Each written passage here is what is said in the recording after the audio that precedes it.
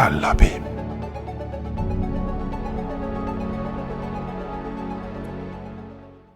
Salut à tous et toutes à un nouvel épisode de En regardant l'abîme. Salut Jules. Salut. Voilà, c'est l'épisode numéro 5. J'étais tellement de mauvaise mémoire que c'est Jules qui a dû de me souvenir. Mais ça va. Tu fais trop de vidéos en ce moment. Ah, c'est possible. Je profite du temps avant de revenir au boulot. D'un coup, aujourd'hui, comme d'habitude, on a deux films, on a du jeu de rôle, on a du comics de ma part, et on du a roman. du Un roman. roman. Voilà. Et sans plus tarder, on va s'attaquer à essayer de faire battre pas notre record de 1h50. Voilà. C'est ça. Ouais, mais bon. On va essayer. C'est pas dit qu'on réussisse. Bah, 1h30. Allez, essayons l'1h30. Bon, bref, admettons. C'est ambitieux. On s'en C'est fout. ambitieux. C'est ça. On s'en tape les coquillages. Voilà. Donc, aujourd'hui, pour changer de l'ordre, je te laisse démarrer. Allez, Qu'est-ce c'est que moi tu qui nous commence. présentes? Donc là, pour la première présentation, la première chronique, je vais vous présenter un roman. C'est un roman de Stephen King, comme on peut le voir, et c'est Running Man.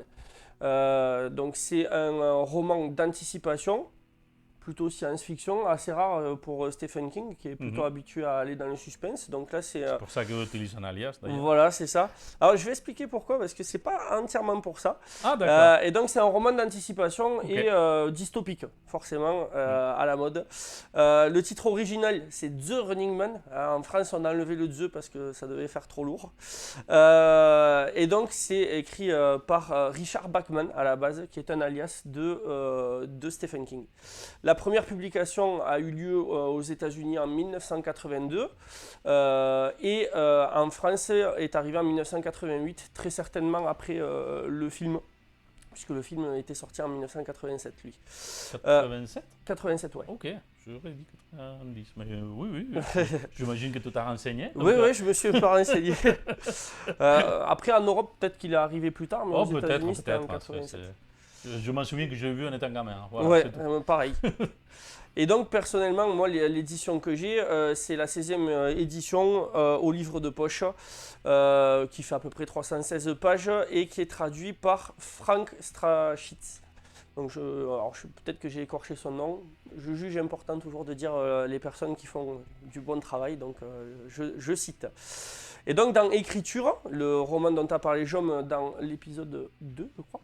Ouais, oui. Dans l'épisode 2, donc dans l'écriture, Stephen King explique avoir écrit le premier jet de Running Man dans les années 70 en seulement une semaine. C'est ça. Voilà, Oui. et que en fait l'éditeur à l'époque a refusé le script et le scénario. Et donc il a présenté à un nouveau éditeur ou au même éditeur, mais 12 ans plus tard. Oui. Donc voilà. Alors pourquoi avoir choisi d'écrire sous pseudo? Alors, le premier lieu, ça vient d'un désir des éditeurs, puisque les éditeurs pensaient à l'époque dans les années 70-80, ils pensaient qu'un auteur ne pouvait pas publier plus d'un livre par an, que ça allait, en gros, ça allait saouler les lecteurs de voir trop souvent le même livre, le même auteur sortir plusieurs livres. Ce qui est une hérésie. Bon, là, je fais une analogie facile, mais c'est une hérésie quand on voit, par exemple, la production d'Alexandre Dumas. C'était une autre période, il n'y avait pas la télé et tout. Mais j'ai regardé par curiosité parce que je savais qu'il écrivait beaucoup. Et par exemple, durant l'année 1843, il a sorti 10 bouquins. Ben, pour parler, il y a quelqu'un qui comprendra, Kevin. Il y a un auteur actuel des fantasy, Brandon Sanderson, Oui. que tout va pisser, il a écrit un livre. Ah oui. Tout en les deux, il y a un livre qui apparaît. D'accord. Encore pire que le Dumas. Ah oui, alors. mais c'est un truc de ouf. Et, il a fait un crowdfunding, et ça a été le crowdfunding pour les bouquins les plus soutenus. Il a fait, je ne sais pas combien de millions de dollars, mais vraiment un truc de ouf. D'accord. Ouais. Ils sont un bouquin par mois. Ah, bah cool. Mais des bouquins, Ouais. commence. Ah, ouais. Ah, ben il y en a. Après, j'imagine que certains, ils sont déjà travaillés, etc. Il est toujours en train de travailler. Il y a une blague récurrente qu'il m'a expliqué, Kevin, d'ailleurs. Il y a sur YouTube, en vidéo, il y a un gars qui est en train d'interviewer Brandon Sanderson, Il y a en il y a un parodie. livre qui arrive. Ouais, et en fait, chaque fois qu'il tourne la caméra, la pile, il monte. Excellent. Bref, Ah, bah, allez, c'est vrai. c'est bon. Et donc, ouais, voilà, donc c'est une hérésie quand on voit certains auteurs, même actuels. Moi, j'ai pris l'exemple d'Alexandre Dumas parce que c'était celui qui m'avait le plus marqué, mais effectivement, qui sortent bien plus d'un livre par an. Et c'était un désir aussi de Stephen King de son côté, qui souhaitait savoir, en fait, puisqu'il commençait à partir des années 70, il a commencé à avoir pas mal de succès en tant qu'auteur, et donc il souhaitait savoir, en fait, si les livres qu'il écrivait après son succès marchaient bien dû à son nom ou dû à son talent. En Ouais. fait. Et donc, il s'est mis à écrire sous alias pour voir si. Surtout que dans cette période-là, Stephen King, il explique en plus dans Ouais, dans la l'écriture. mémoire d'un métier que jusqu'aux années 2000, c'était un bureau de boulot, quoi. Oui, oui, Il écrivait en permanence ça. à 12 heures par jour. Donc, Oui, oui, donc forcément, il sortait beaucoup de contenu. Ouais. Et donc, du coup, voilà, c'était la volonté des éditeurs et de King qui souhaitait le faire. Et donc, quand il était publié sous pseudo, il demandait à ce qu'il y ait le moins de publicité possible, exactement comme un auteur débutant, en fait, pour voir si il Ça allait marchait. réussir à percer ou pas. Et donc, il écrira 5 romans entre 1977 et 1984 avant que Le Secret ne soit éventé, puisque bon, il y a des gens qui ont vu des analogies de style entre le style de Stephen King et de Richard Bachman, plus le fait que certains noms qu'il utilisait voilà, faisaient appel à sa famille ou quoi. Et donc, Oui. voilà, il y a des gens intelligents qui ont réussi à faire le lien. Et de fait, Des gens qui ont beaucoup de temps libre. c'est ça. Ah oui, mais il y en a toujours eu. Hein. Et de fait, le dernier roman qu'il a publié s'appelait La peau sur les os. Et il s'était vendu à 28 000 exemplaires avant que Le Secret soit éventé. Et dès qu'on a su que c'était Stephen King, là, les ventes ont explosé. Et du coup, il a eu une réponse que partielle. C'est-à-dire parce que quand on veut percer en tant qu'auteur, il faut du temps. On ne perce pas du jour au lendemain. C'est pas comme quand on fait un film ou c'est pas comme certains youtubeurs. Ça prend du temps pour se faire connaître, se faire lire. Ça dépend. Et que, Ça dépend, oui, effectivement, en tant qu'écrivain, c'est plus compliqué, surtout voilà. pour être au niveau de Stephen Oui, King. voilà, ouais. Ça, c'est des millions de bouquins. C'est ça. Parce que 28 000 bouquins tirés pour un auteur actuel, Oui, c'est oui. pas des glaces. Ah hein. non. Et en fait, sa réponse est partielle parce que ces livres se vendaient plutôt bien sous le nom de Richard Bachman, mais à partir du moment où on a su que c'était lui, bah, là, ça a explosé. Et du coup, il n'a pas pu faire percer Richard Bachman, en fait. Ouais.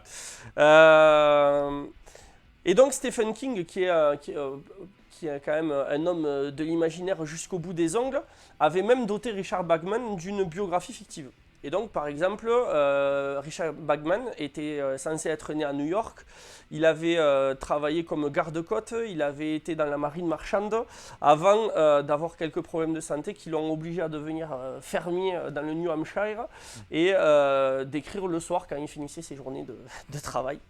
Il avait même inventé une femme qui s'appelait Claudia. Il avait un fils parce que ça reste quand même Stephen King, donc pas trop heureux non plus.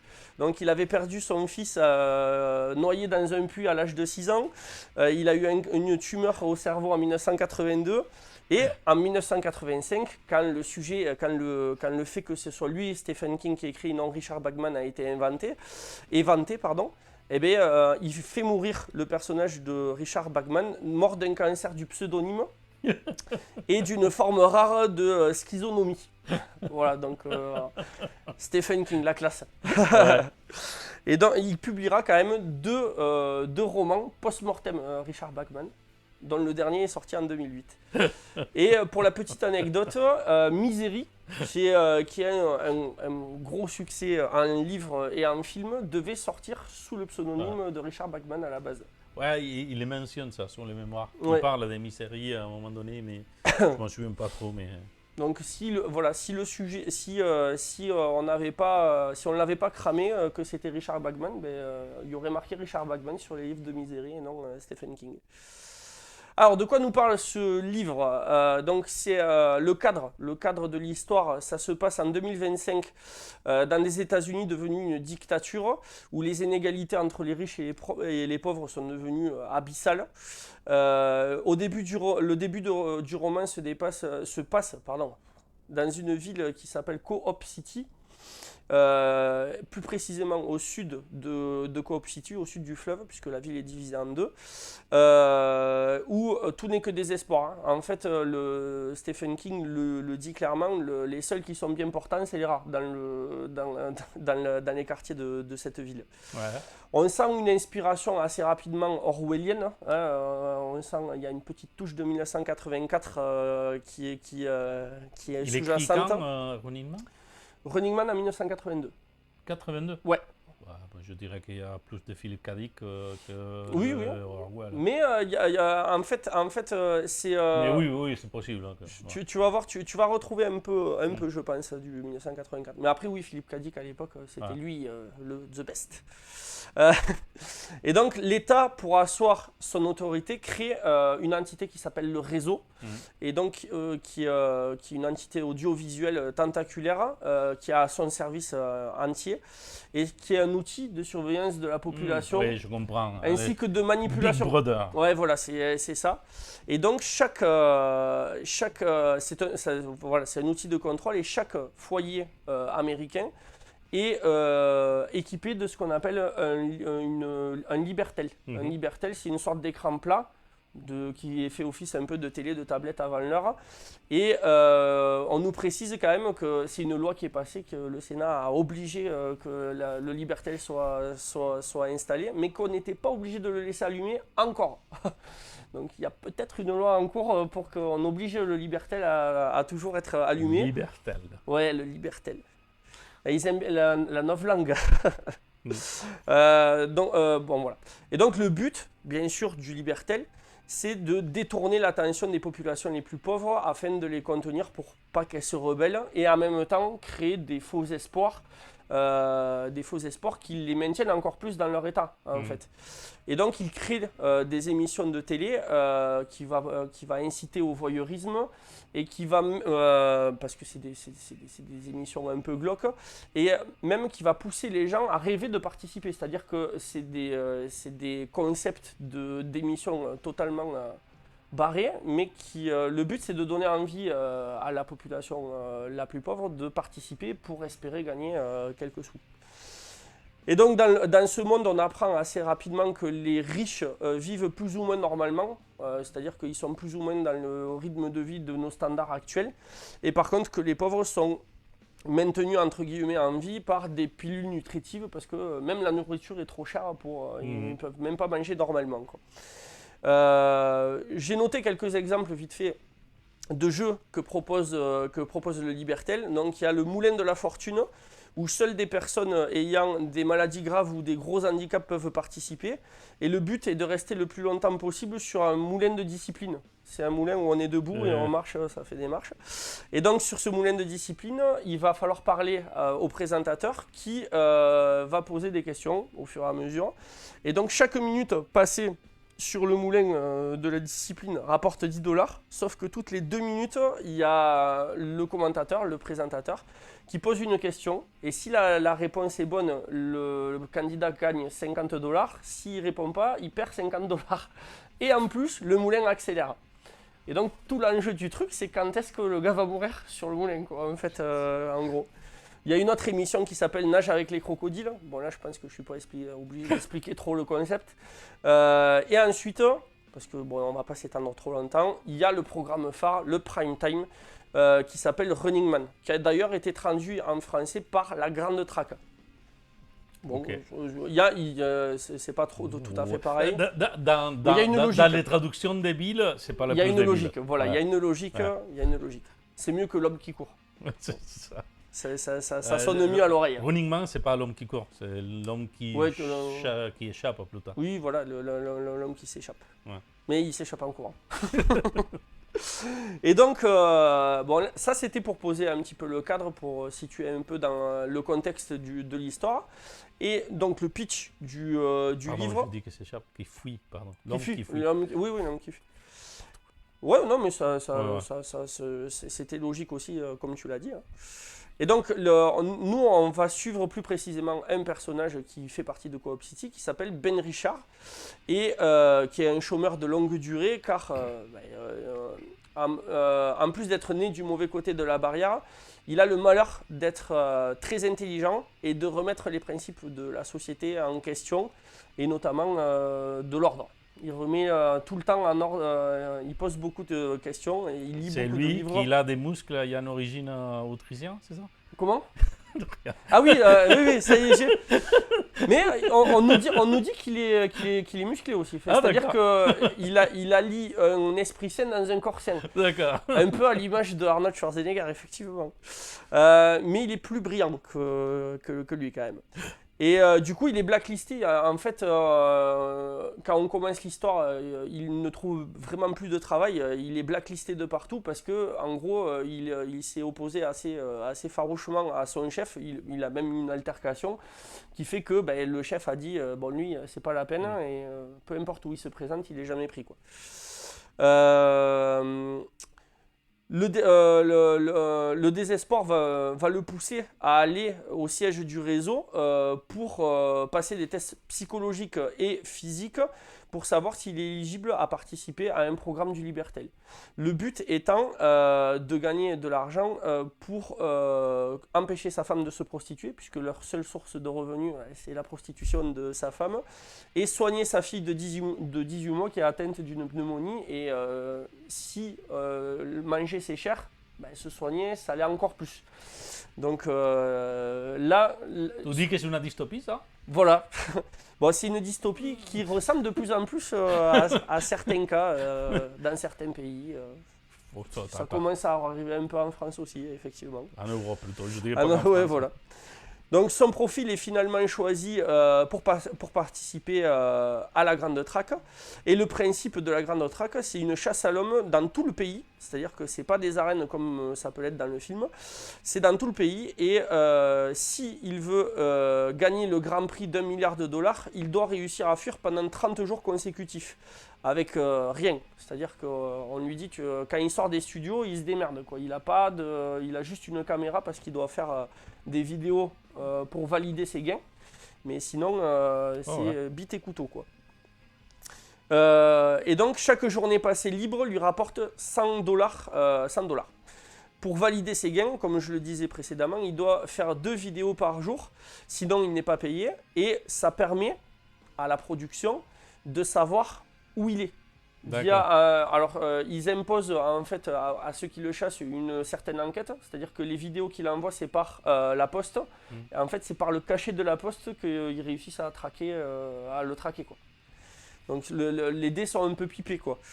Parce que face à lui, il a une équipe de chasseurs professionnels, il a la police et il a même la population, puisque la délation rapporte de l'argent. C'est-à-dire que si des gens le voient dans la rue, et si c'est juste le voir pour réussir à le localiser, ça rapporte une certaine somme. Et si par contre l'info permet sa mort, là c'est jackpot pour le gars qui l'a délaté, quoi. Donc c'est très glauque comme jeu. Et donc il va s'en suivre une traque vraiment étouffante, se déroulant essentiellement sur la côte est des États-Unis entre New York et Portland, où malgré tout, Ben réussira à trouver de l'aide auprès de certaines personnes qui sont réfractaires à ce système, qui sont plutôt des rebelles, des anarchistes, etc. Et le tout sur une histoire quand même qui est très sombre, cynique et violente. Ça n'a pas grand-chose à voir avec le film. Le film est cynique, mais là c'est cynique Stephen King, quoi. C'est cynique sombre. J'ai un vague souvenir de film, je ne sais pas si c'était trop cynique, mais bon. Si, c'est quand trop même. vague, je me souviens très mal. Je l'ai revu il n'y a pas longtemps. Si, il y a un côté cynique qui est masqué par le côté bourrin du film. Non, mais je m'en souviens très de loin. Quoi. Ouais, ouais. Mais c'est beaucoup moins marqué que le livre. Le livre, c'est une espèce de chape de plomb. C'est pas un roman d'action. C'est-à-dire que c'est une traque, mais voilà, on le voit vraiment se cacher. Il va pas se battre comme dans le film contre des gladiateurs, etc., quoi. Et dans le pitch, en fait, ça m'a fait penser un peu, on fait des liens un petit peu entre les épisodes, ça m'a fait penser l'histoire de l'engagement du contrat qu'il signe pour Running Man à Raphaël Dernier-Jour, un petit peu Ouais. Alors c'est pas du tout les mêmes histoires, hein, d'accord, mais il s'engage, il met sa vie en jeu pour sauver sa famille dans Ouais. voilà, dans une situation désespérée. La seule différence, c'est que ça se passe dans une dystopie futuriste. Mhm. Pas si futuriste que ça, puisque 2025. Bon, il a écrit en 1982, mais voilà. C'est près de nous, à voir si ça va devenir comme ça dans 3 ans. Un petit mot sur le film, rapidement quand même, parce on l'a évoqué. Donc en 1987, Braveworld Productions décide d'adapter le roman de Stephen King en film avec Arnold Schwarzenegger dans le rôle principal. C'est réalisé, alors ça j'ai trouvé ça marrant, c'est réalisé par Paul Michael Glaser qui est Starsky dans Starsky Hutch. Ah ouais. Ouais, voilà. Oh, Donc putain. je savais pas qu'il était réalisateur. Moi non plus, aucune idée. Voilà, et donc c'est Starsky qui a réalisé Running Man. Ouais. Et heureusement. Il en a pas fait des tonnes de films de plus, non? Non, non, non. Ouais, il en a fait quelques-uns, mais c'est pas des films qui ont D'accord. beaucoup marché. Il a plus été réalisateur d'épisodes de séries. Ah. Ouais. Il était plus côté télé en fait. Ouais, d'ailleurs, si tu réfléchis, Running Man, au bout de loin, oui, c'est un côté série. Ouais. Mais d'ailleurs, ça ne plaisait pas, le style visuel ne plaisait pas à Arnold Schwarzenegger. C'est un film qui lui a pas trop plu parce que il trouvait ça trop télévision en fait. Il trouvait pas assez ça film. Ouais. Le rendu final n'était pas assez film. C'est pas tout à fait faux. Non, non, non, c'est vrai. Après, ça te plaît, ça te plaît pas, c'est une autre question. Ouais, ouais, c'est ça. Bon, moi, c'est un film que j'ai adoré, donc. Mais ouais, c'est vrai qu'il y a quand même beaucoup de défauts. Et de toute façon, quand on lit la genèse du projet, il y a eu je sais pas combien de réalisateurs. C'est-à-dire que lui, il a été appelé parce qu'il n'y avait plus personne, en fait.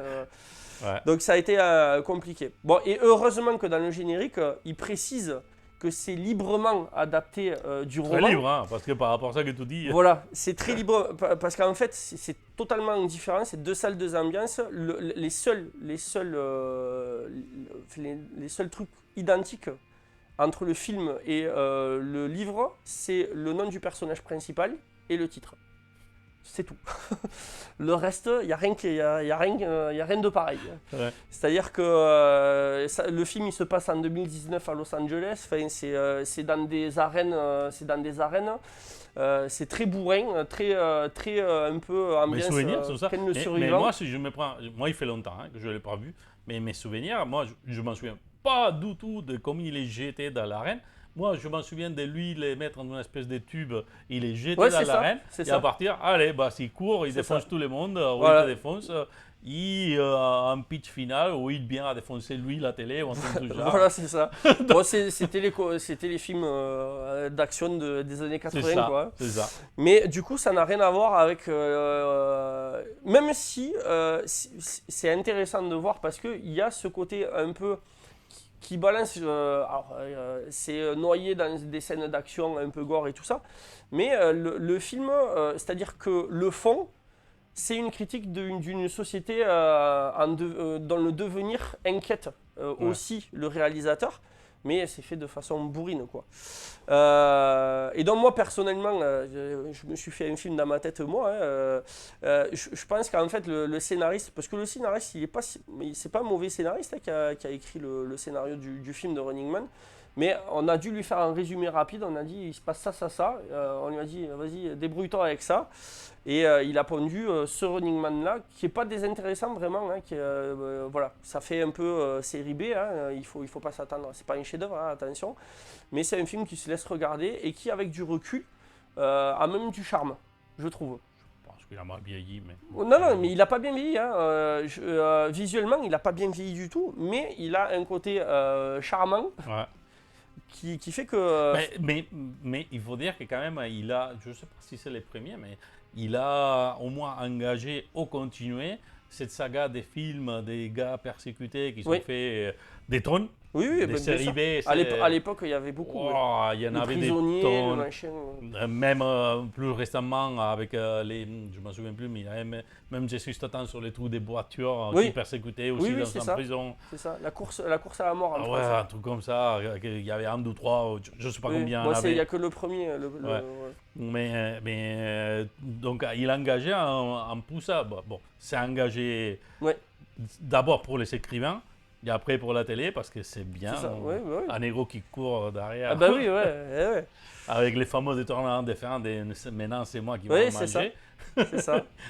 Mais C'est bref. Mais le bouquin est vraiment passionnant. Le bouquin est passionnant. Je vais y revenir très rapidement. Juste un petit point sur le scénariste du film qui s'appelle Steven de Souza. Et c'est lui qui a écrit les scénarios pour vous montrer un peu, pour ceux qui connaissent, pour montrer un peu le niveau d'écriture. Il a fait Commando, Piège de cristal, Hudson Hawk, Attention. Juge Piège de Dredd. Piège de cristal, c'est pas lui. Ah, alors peut-être que j'ai mal lu. En fait, Ou c'est un autre piège de cristal. C'est Piège de cristal, je le dis parce que j'ai vu récemment un documentaire Oui, à Netflix, Netflix, machin, mes couilles. Donc en fait, déjà à la base, Piège de cristal, c'est un bouquin. Ouais. Les premiers, hein. Qu'ils sont donnés à un scénariste. Et je pense que c'est pas lui. Mais, non, mais peut-être que j'ai mais mal lu, après, il a eu plein de jets revenus, etc. En fait, Piège de cristal, il a passé pour Oui. une dizaine de mains ou une vingtaine de mains. Ouais, peut-être qu'il a fait partie des dizaines Ouais. de mains, quoi. Ouais. C'est peut-être pas le scénariste final. Ouais, Il a c'est ça. peut-être apporté une patte. Bon, en tout cas, voilà, c'est mis à part Piège de cristal, les autres films, c'est plutôt du bourrin. Oh ouais, de toute façon. C'est plutôt bourrin. Ouais. Même si j'adore Hudson Hawk. Hudson Hawk, super film. Si vous ne connaissez pas, La Belle Époque de Bruce Willis. Ouais. C'est particulier, hein. quoi. Il est barré, c'est un film barré complet. mais, C'est lui. Je sais pas. Oh putain, comment il s'appelait? Je m'en souviens. C'est lui qui. Il y a les trous de Da Vinci dedans et c'est tout ça. ça. Ah, ok. C'est Oui, ça. oui, je le connaissais pas pour ce nom-là. Ouais, En français, ça s'appelle Hudson Hawk. d'accord. Mais le oui, titre, oui, ouais. oui. Non, mais oui, j'ai un bon souvenir de ce film-là. Ouais, Après, c'est sûr que je vois maintenant, il dirait que c'est des glaces, mais. Il est j'ai sur un Netflix. souvenir. Il est sur Netflix. J'ai un souvenir, c'était au moins un film d'aventure Ouais. avec une touche d'humour un peu C'est ça. cynique. C'est ça. Et barré, quand même Ouais. assez barré. Il y a des bonnes délires dans le film. Ouais, c'est ça. C'était Indiana Jones, mais un peu sous-tripé. C'est ça. Ouais, exactement. J'aurais pas dit mieux. Et donc, pour finir sur mon avis, moi j'ai trouvé le livre captivant. Il se présente sous la forme d'un conte à rebours avec des chapitres très courts. Donc, pour ceux qui n'ont pas beaucoup de temps de lire, ça permet quand même de lire un chapitre, de s'arrêter assez rapidement. Si on arrive à accrocher à cet univers qui est quand même sordide, qui montre en fait une humanité au purgatoire, hein, tout simplement, on n'en ressort pas indemne de ce livre, mais la vision avant-gardiste du devenir de nos sociétés est assez troublante. Et voilà, hein, c'est un livre digne du maître du suspense qui est Stephen King. Et pour finir, je donnerai toujours un petit peu pour situer le public, qu'est-ce qu'il en a pensé. Sur Babelio, on donne au roman 3,9 sur 5 sur 2000 votants à peu près. Et sur Sens Critique, sur 3000 votants, il a 7,4 sur 10. Donc on reste toujours un peu sur le haut. C'est curieux, hein, parce que comme j'avais déjà dit quand j'avais parlé de Stephen King, c'était jamais pas un auteur que j'ai kiffé spécialement, pour rien spécifique, parce que je respecte beaucoup, mais j'avais du mal à accrocher, ou peut-être c'était cette côté best-seller un peu en permanence. Oui, bien sûr. Et après, vraiment, quand on fonce un peu dans son histoire, c'est best-seller malgré lui, en fait. Ouais. Oui, il a travaillé pour... Non, mais je veux dire, il y a beaucoup de travail, ils ne font pas des best-sellers, mais que lui, sans doute, il en a profité, mais il en a profité dans un sens qu'au fur et à mesure qu'il passe le temps, au moins mes respects, il est gagné. Oui. Après, Et pour un bouquin écrit en 1982, franchement, bien. Hein. Ouais. Bien. Sympa, ça donne je me prendrais, ouais. Il a bien vu. En plus, vous la taille, ça se lit vite. Ça se lit vite. Malgré le fait que je fais pas mal d'heures au travail, je l'ai lu en 3 jours. Donc, ok. voilà, film, c'est captivant. Après, il faut accrocher. parce que c'est un univers particulier quand même, mais l'histoire est prenante. Les chapitres sont courts. Ah, moi, ça m'a fait beaucoup plus penser Philippe K. Dick. C'est-à-dire, ah oui, j'entends ça Le que tu Libertel, dis, ouais. ça que tu dis de côté de Big Brother, etc. Mais Orwell, je pense qu'il avait plus un côté. Bon, en fait, les deux, ils avaient un côté critique social. Philippe K. Dick, il était bien plus radical. Oui, bien sûr. Mais dans les côtés science-fiction, Philippe K. Dick, il était plus délirant. Oui. Peut-être pour les drogues. Très certainement. Mais pas que. Non. Il était un génie. Si la quantité de gens, ils analysaient tous les films, ils sont dérivés de ces bouquins, alors là, on s'en arrêtera pas. Ah oui, bien sûr. Je pense que si c'est les dossiers moteurs après Stephen King, le plus adapté, Philippe K. Dick. Oui, très certainement. Stephen King, il est d'avant, parce que tout, il est adapté. Ouais, mais des fois, on regarde un film, on se dit. Et on voit marquer Philippe K. Dick alors qu'il n'y a aucun. Ouais, mais parce qu'il est tiré d'une nouvelle, des petites histoires, il y a beaucoup qui sont des compilateurs. Bref, mais on va pas partir sur Philippe K. Dick.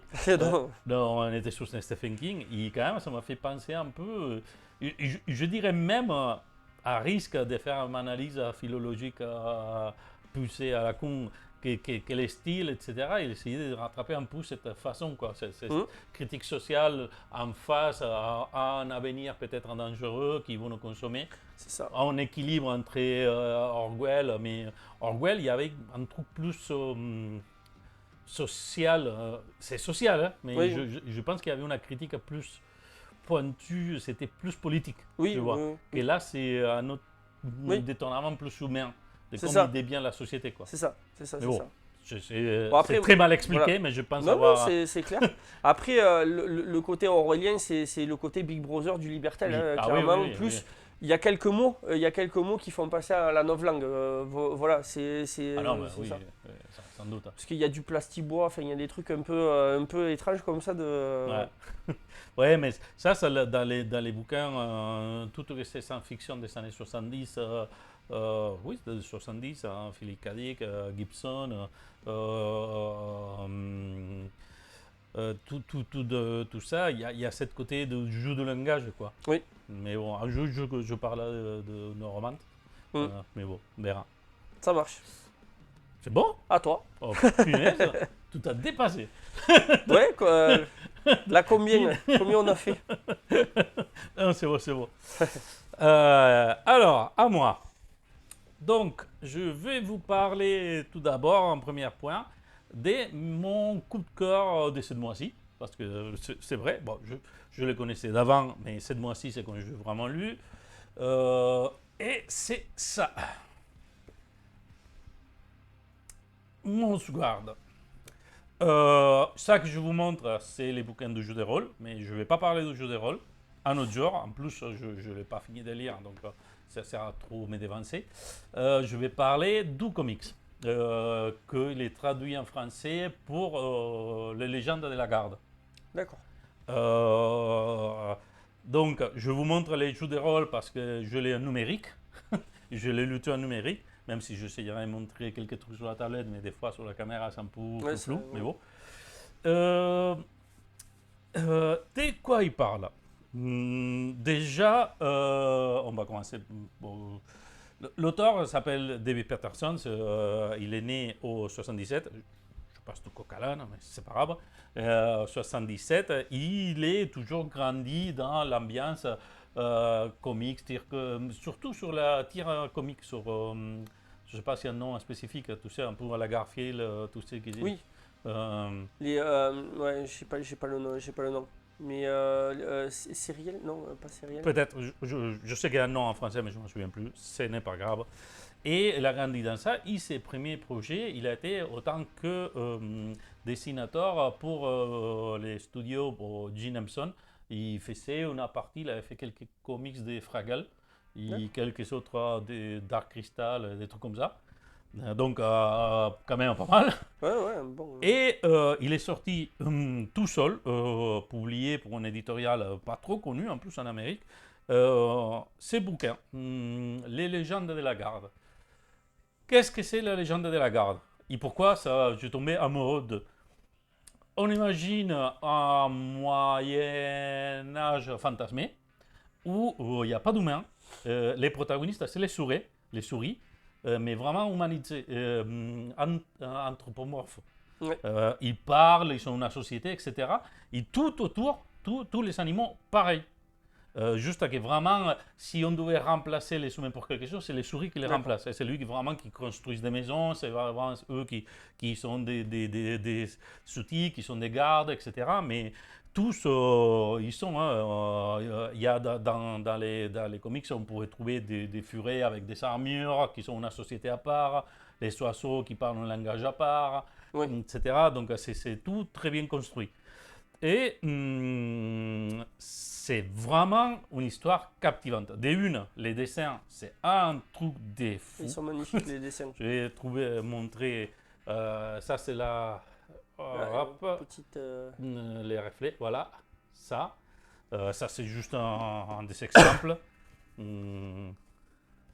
Là c'est tiré de les premiers bouquins. Voilà. Il y en a beaucoup d'autres qu'on peut tirer. Je vais en sortir au fur et à mesure. Mais c'est vraiment captivant. C'est un univers, il y a un sens du détail que c'est hallucinant. Hallucinant.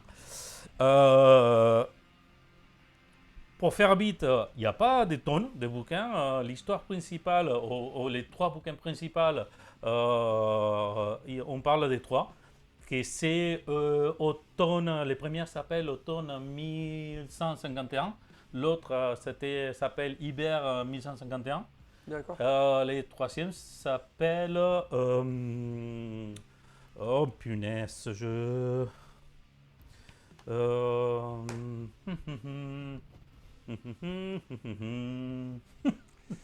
Après l'hiver, il y a quoi? Non, c'est pas ça, c'est pas ça, c'est Ça pas n'a ça. rien à voir. Je trouve les noms en français. Hache Noir, voilà. D'accord. C'est un personnage qui apparaît sur les autres. D'accord. Et après ça, il y a un autre qui est une compilation de petites histoires dans le même univers, mais c'est que sur les dessinateurs. Il y a encore après, il y a trois bouquins, que c'est ce bouquin qui s'appelle Les gens de la garde, pour de vrai, que c'est, je ne veux pas dire mes préférés, mais presque, et pourtant j'étais hésitant que je l'achetais, où il a invité plein de dessinateurs à raconter des fables, des histoires dans son univers. D'accord. Et en fait, il prend un des personnages, June, qui s'appelle, on a souris, que pour faire payer les dettes dans la taverne, il les fait raconter, il y a une fois par an, il les fait raconter une histoire. C'est lui qui raconte la meilleure histoire, il sera libre de ses dettes. Ouais, excellent. Et donc, il fait chacun, il y a plein, hein, je me pourrais montrer, il y a un personnellement que j'avais adoré parce qu'ils sont adaptés les poèmes du Corbeau, en version souris, c'est délicieux. D'accord, ouais. C'est vraiment très marrant, mais il y a plein d'histoires comme ça. Il y a en 3 volumes avec 3 dessinateurs. Chaque histoire, c'est un dessinateur, plus David Peterson qui fait l'entretemps, Ouais, tout le qui lien, ça passe ouais. dans la taverne. Qu'est-ce que je peux expliquer de plus pour que vous voyez, parce que vraiment, je tombais sous mes fesses, je l'avais déjà entendu parler, je pense que tous les bouquins, ils ont pris des prix. D'accord. Tous, absolument tous. Oui. Et encore plus étonnant, on peut en parler, ils sont certains vendus comme des films pour des enfants. Bon, ils parlent à partir de 8 ans ou un truc comme ça. D'accord. Oui. Quand j'ai commencé à lire, je me suis dit, mais ils sont complètement fous, ou ils ne comprennent pas qu'est-ce qu'ils parlent. Et après, en une réflexion plus approfondie, il me dit non, en fait, oui, ils sont complètement conscients de pourquoi. C'est tout simplement parce qu'ils ne prennent pas les enfants pour des cons. Parce qu'en fait, il y a un truc que c'est encore une surprise. Il faut expliquer que tout l'univers qu'il a construit des souris, il n'a pas copié-collé l'univers du Moyen-Âge des humains, sinon vraiment il a construit, il s'est basé sur ce Moyen-Âge et il a à peu près construit qu'est-ce que ça serait. C'était une société de souris. Souris qui sont capables de construire, de faire des armes, de faire des collets. Et tout, il est soigné au millimètre. mais vraiment au millimètre. Ouais. Toutes les histoires, et ça, je ne suis pas approfondi tant que ça, mais je suis convaincu qu'à la façon qu'ils sont construites les histoires et telles qu'ils racontent tout les dit, il y a quand même une connaissance des fables en soi, mais en plus des histoires et des légendes qui sont construites le Moyen-Âge, Ouais. plus légendaires, plus fantastiques, on va Mhm. dire, parce qu'il construit tout un langage, il construit tout un monde autour de ça, des légendes des souris, comme par exemple H Noir, que c'est un personnage, je ne vais pas dévoiler d'où il vient, mais vraiment, c'est construit toute une légende à travers des siècles presque, D'accord. Ouais. un peu à la Conan, mais vraiment très humain, mais en étant souris. Très souris.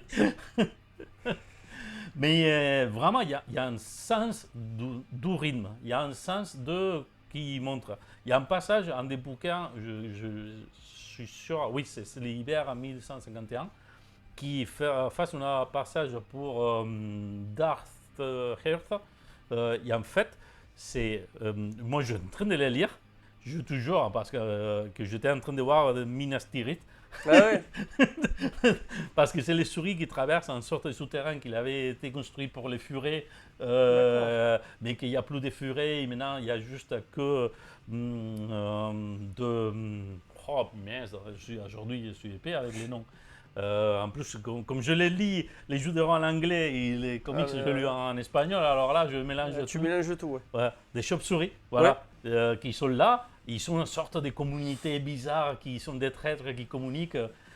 Donc vraiment, en lisant ce morceau-là, j'étais tellement dans Minas Tirith avec toutes Ouais, en plus, il y a les les dessins qui gobelins doivent qui aller avec. apparaissent.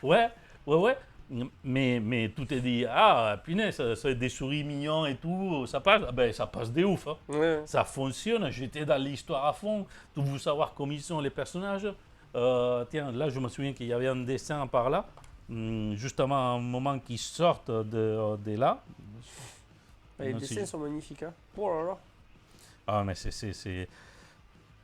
tu vois, ça, ici, je vous montrerai. Ça, c'est une fois qu'ils se sont échappés. Allez, je ne sais pas si on pourra aller voir ça, les reflets. Voilà. Il y a 12 souris surgelées qui sont cachées dans un tunnel qui viennent de sortir justement de là-bas. Et je suis vraiment tombé amoureux sur mes fesses, sur ça, sur à quel point il est dense, à quel point il est soigné. Un autre truc que je vais vous montrer, juste pour que vous compreniez à quel point c'est dense, ah tiens, je me trompais, c'est 1051, c'est 1152. Ah, Pardon, c'est on t'en automne à voudra. 1152 et hiver 1152. Attends, je vais voir si je arrive à vous On le- t'en voudra pas, tu t'es trompé que d'un an. C'est ça.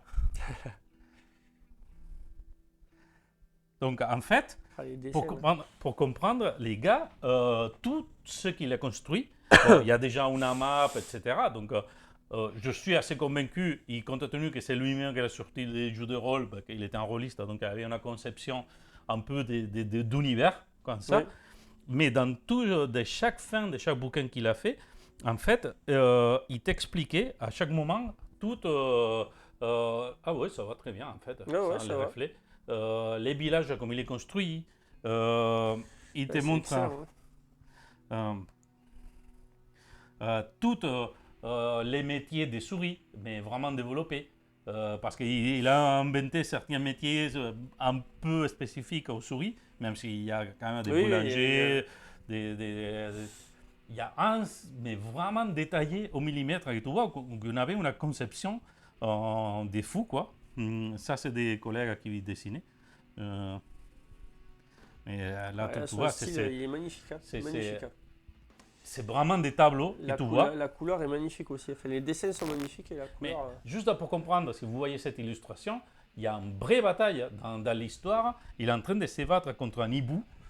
Il doit être ingénieux parce que la garde, en fait, c'est ça, c'est la garde d'un des cités. Bon, il y a plein de cités, mais en concret, il parle d'une. Et qui sortent, ils doivent défendre la cité. Donc, toutes sortes de prédateurs. Il y a des renards, il y a des hiboux, toutes sortes de prédateurs oui, que tu peux imaginer qui peuvent manger des souris. il y a des furets, il y a mais chacun, il y a sa société. D'accord. Tout, il est super bien expliqué. Tu vois, les pêcheurs, c'est un Excellent. détail. Excellent. C'est, c'est, ça, c'est genre de détails, ce que ça me fait kiffer, quoi. À quel point ils ont été construits dans sa tête, comment y faire. Oui, oui, oui. Ça, Ça, c'est c'est un chat noir. c'est ça. Mais regarde, les bâtiments, à quel point. Ouais, non, c'est Regarde. sympa. Très sympa. Et ça, c'est sur les premiers. Magnifique. Hein. Oh, bah, là, tu me donnes envie de les prendre. Non, mais c'est vraiment, j'aconseille fortement. C'est vraiment un luxe. Il y a un plaisir énorme. Attends, je voulais montrer justement pour changer un peu celui des légendes. Hop.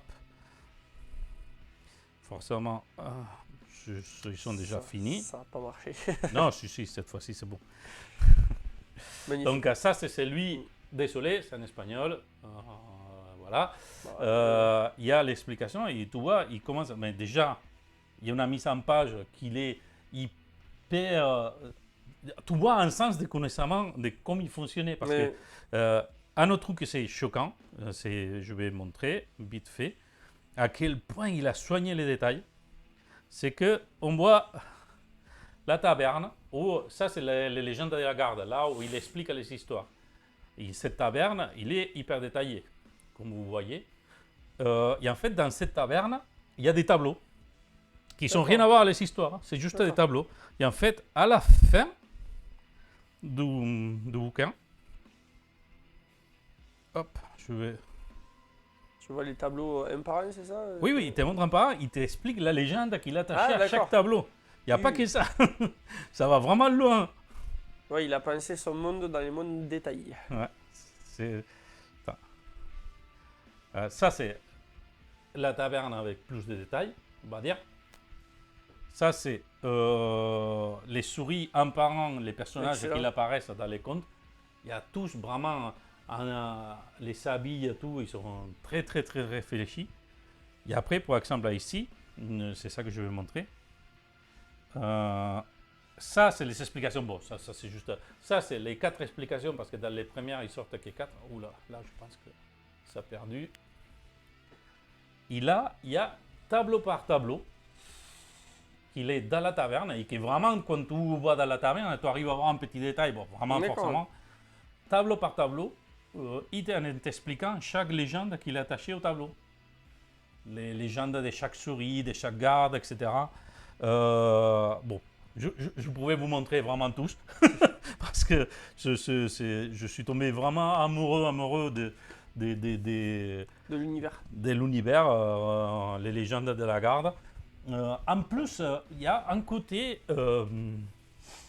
vraiment bon enfant, mais pas parce que ça passe pas des choses, parce que vraiment, il y a des moments durs, il y a des batailles, il y a des souris qui perdent des pieds, des jambes, ils se mettent des jambes en bois. C'est des brins durs à cuire, quoi. Ouais. C'est pas des souris qui font semblant, là. C'est un vrai guerrier. Ah oui, non, mais c'est tout construit, mais il y a une sorte de fantaisie qui plane tout le long, même si l'histoire qu'il explique dans les 12 premiers bouquins, c'est carrément une rébellion qui s'essaye de conquérir une cité. Parce que les souris, ils sont des matriarcats, ils ne sont pas des patriarcats. Bon, déjà que ça, c'est magnifique. Mais tout expliqué, les gardes ont une relation assez spéciale avec la matriarque.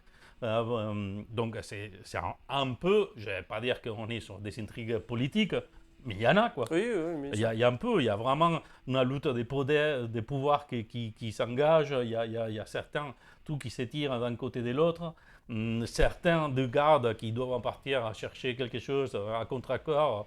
Il y a même des souris qui sont amoureux d'un autre souris, mais ils doivent l'abandonner pour qu'ils doivent suivre sa mission en tant que garde. Donc les histoires, ils poussent les bouchons, quoi. Ouais.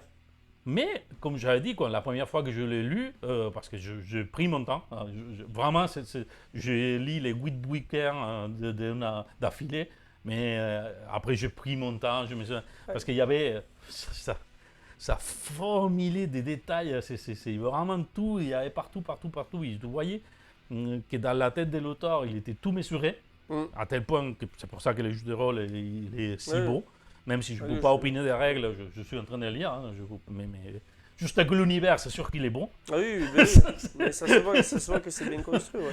Juste avec l'univers, j'ai envie de jouer une souris avec son épée qui va chercher un chat noir. J'ai envie de faire ça. Ça, c'est top, ça.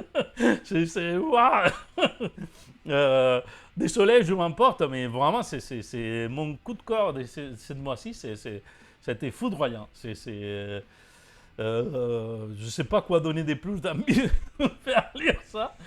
Ah, là, parce on que sent je kiffe. Ah oui, on sent l'émotion, là. Ouais, non, mais je m'emporte, mais vraiment, euh, je pense que surtout, c'est parce que je me l'attendais pas si poussé. Ouais. Parce que si on revient un peu je descends un peu à ton, des fables, des animaux anthropomorphes, etc., il y en a des tonnes Oui, il y en a d'histoires. oui. On peut partir de La Fontaine en amont. Même ça, je ne sais pas si tu t'en souviens, un jeu que tu m'avais montré, je ne me souviens pas le nom. Ghost of Hotel. Ouais, Ghost of the Tell, ouais, effectivement. Où tu joues une souris, mais les méchants c'était des rats. Moi, ça me fait penser à ça. Ouais, Oui, tout à fait. Ma fille, par exemple, quand il a commencé à regarder, il m'a dit que ça lui fallait penser à un film, bon, pas trop connu, pas top, mais quand même début de 2000, je pense que c'est Despero. Au mi-2010 ou par là, je pense. Peut-être que c'est plus tardif. C'est une histoire avec une souris avec des grandes oreilles, c'est ça? C'est ça. Ça les faisait penser à ça aussi, parce que c'était aussi passé au Moyen-Âge, etc. Mais même si je prends ça, forcément, je ne veux pas dire qu'il a réinventé la poudre, parce que ça ne sert à rien non plus. Il a quand même poussé tellement au détail, il y a vraiment un foisonnement de vie dans tout il a imaginé, les rapports avec les oiseaux, les méchants, même les animaux qui sont méchants, même les carnivores, ils ne sont pas en soi méchants. C'est des carnivores. Bon, il y a certains que c'est vraiment des vrais cons. Forcément. D'accord, mais presque les souris, presque les méchants plus méchants, c'est les propres souris quand ils sont entre des batailles entre eux. Quoi. Oui. Oui. Et après tout ça, il m'avait tellement emporté, de toutes ces réflexions, il d'avoir vraiment pris un vrai plaisir à lire ces comics. Ça venait la réflexion, parce qu'au début, quand j'ai lu des comics pour enfants, j'étais un peu étonné. Donc, dans ma tête, je me disais, ça y est, on est encore sur cette réflexion à la con de tout ce que c'est, parce que c'est un peu fantasieux, etc. C'est forcément pour enfants. Ouais, pour enfants au juvénile, non, qui va maintenant. Dit que c'est n'importe quoi. Depuis quand la fantasy, Ouais, non. Surtout les premiers récits de fantasy, c'était pas trop pour enfants. Hein. Non, mais encore, à ces jours, tu pouvais aller à Cultura, il y avait un rayon, bon, tu trouvais les Harry Potter, et même les Harry Potter, je ne vois pas pourquoi vraiment les classer sans rentrer dans des polémiques. Harry Potter, pour prendre Eragon, par exemple. C'est des bouquins de fantasy. Moi, je pense que n'importe quel adulte il peut prendre plaisir à les lire. Mais bien sûr. Pourquoi les classifier sont ça? Bref, d'abord je suis parti dans m'emportant tout seul comme d'habitude. Et après, finalement, quand je regarde, je prends un peu de perspective, etc., je me dis, mais finalement, oui, c'est un bouquin qu'un gamin de 8 ans il pouvait lire. Parce qu'il faut arrêter de prendre les gamins pour des cons. Non, mais pas du tout. Parce que c'est une histoire qu'effectivement, on peut avoir plusieurs lectures, mais déjà, les dessins, ils vont l'emporter parce que c'est des gens, ils sont jolis, etc. Et l'histoire, il est engageante. Moi, quand j'avais lu l'histoire sans faire, je pense que j'avais 10 ans, quoi, ou un truc comme ça. Donc, oui, effectivement, je pense que c'est des histoires qui peuvent être expliquées. Son arrêt, même s'il y a oui, effectivement, il y a des bagarres, des fois il y a des luttes avec des épées, etc. Mais il n'y a pas ce côté glauque qu'il peut avoir plein des autres choses. On va pas donner des exemples. Donc, non, finalement, oui, je conseille vachement pour faire découvrir aux enfants. Parce qu'en plus, ils vont découvrir un truc que si vraiment ils le prennent en main, ils vont les ramener à plein d'autres choses. Parce que tu vois qu'il y a un goût pour les Moyen-Âge plus fantasmés, mais qui peut te ramener à les histoires. Parce que moi, quand je commençais à lire, je ne pouvais pas m'empêcher de penser aux nouvelles, aux bouquins, aux romans arthuriques, Oui. les cycles d'Arthur, Mm. mais je parle des cycles d'Arthur du XIIe siècle, quoi. Oui. Parce qu'il y avait cette sorte de légende, c'est le fonctionnement des légendes qui Oui. m'implique. Ce n'est pas le fonctionnement historique en soi que, bon, on sait qu'est-ce que c'est, même si on est très de méconnaissances sur le Moyen-Âge. On a des clichés beaucoup trop fermés. Sûr. C'est pas tant ça. C'est ça. Mais à niveau des légendes, vraiment, il y a un fonctionnement très semblant qui, à la fin, c'est ça qui a construit notre fantasy actuelle. Hein. Parce Oui. que toute cette légende, soit du nordique, soit anglaise, etc., c'est celle qui s'est inspirée Tolkien quand il a écrit Les Seigneurs des Anneaux, c'est ça. Et les croient ou les croient pas, je ne suis pas en train de délirer. Toute cette inspiration confluée, bien traitée, et avec un esprit de faire quelque chose, ils ont créé ça, les légendes de la garde. Je peux dire que bravo, quoi. C'est vraiment. Je vous cite forcément à les découvrir et à vous amuser. Ah ouais, bah, moi le mois prochain, je commande le premier. Sont pas si faciles de trouver que ça. Moi, les jeux de rôle, par exemple, celui-là, j'ai un coup de chance monstrueux parce que il y avait une traduction en français de jeu de rôle, mais l'éditorial est fermé, il est introuvable. Oh, si tous les trous, c'est à des prix hors normes. Les comics, ils sont trouvables. J'ai vu que sur certaines plateformes et tout ça, on peut les trouver, mais il n'y a pas tous en fait. Ah, je ne sais pas s'ils n'ont pas tout traduit ou est-ce qu'ils ne sont pas réédités. Au pire, je les prends dans C'est pour anglais, ça que je suis parti sur des éditions numériques. Ouais. Mais bon, pour parler clair, sur Amazon, je pense qu'au moins les 3 premiers, tu peux les trouver. D'accord, ok. Bon, je regarderai ça, il n'y a pas de souci. Mais là, tu m'as donné envie. Et en plus, c'est sûr que tu pouvais aller montrer à Pierre. À Pierre, mais en lien, même s'il est trop petit encore, mais c'est sûr, sans doute, tu pourras les montrer. Non, je retiens ça. Voilà. Donc, pour s'il y avait un doute quelconque, j'aime beaucoup. Ouais. Mais j'étais pas sûr en même temps. C'était pas assez évident. Tu hésitais. J'ai hésité. Je me suis dit, je l'ai vu. Je vais mettre encore un peu plus. Peut-être qu'il a pas trop eu en fait. Je vais mettre un paire de cuillères de plus, à voir si. Non, mais ça a l'air très intéressant. Et puis c'est vrai que le style graphique a l'air, le peu que j'ai vu, ça a l'air assez grandiose. Ouais, non, mais c'est très attachant. Mais ça vraiment, a l'air très attachant en plus. Ou que c'est important pour moi, c'est que les styles graphiques, effectivement, m'a conquis. C'est la première point de rentrée. Mais après, c'était les histoires, l'univers, tout où il a construit. Tu peux pas t'emporter comme ça que pour des dessins. Ouais. Ça, c'est sûr. Il y a un truc qui m'a surpris doublement, c'est quand il y avait les 3 recueils des histoires, des contes, je me disais, punaise, je n'ai pas envie de la changer. Les gars, ils dessinent hyper bien et tout. Maintenant, il va y avoir un changement de style. Il va y avoir des histoires des différents auteurs. Et finalement, ça marche de ouf, quoi. Ça m'a permis de découvrir des auteurs, des dessinateurs que je ne connaissais pas du tout. Parce que forcément, je suis allé éplucher, vous, les styles, graphiques, etc. D'ailleurs, les premiers recueils... Allez, si, je vais mettre à la dernière pointe. Les premiers recueils, plus de la moitié sont des dessinateurs officiels des jeux de rôle comme Vampire, Werewolf, Dungeons Dragons, etc.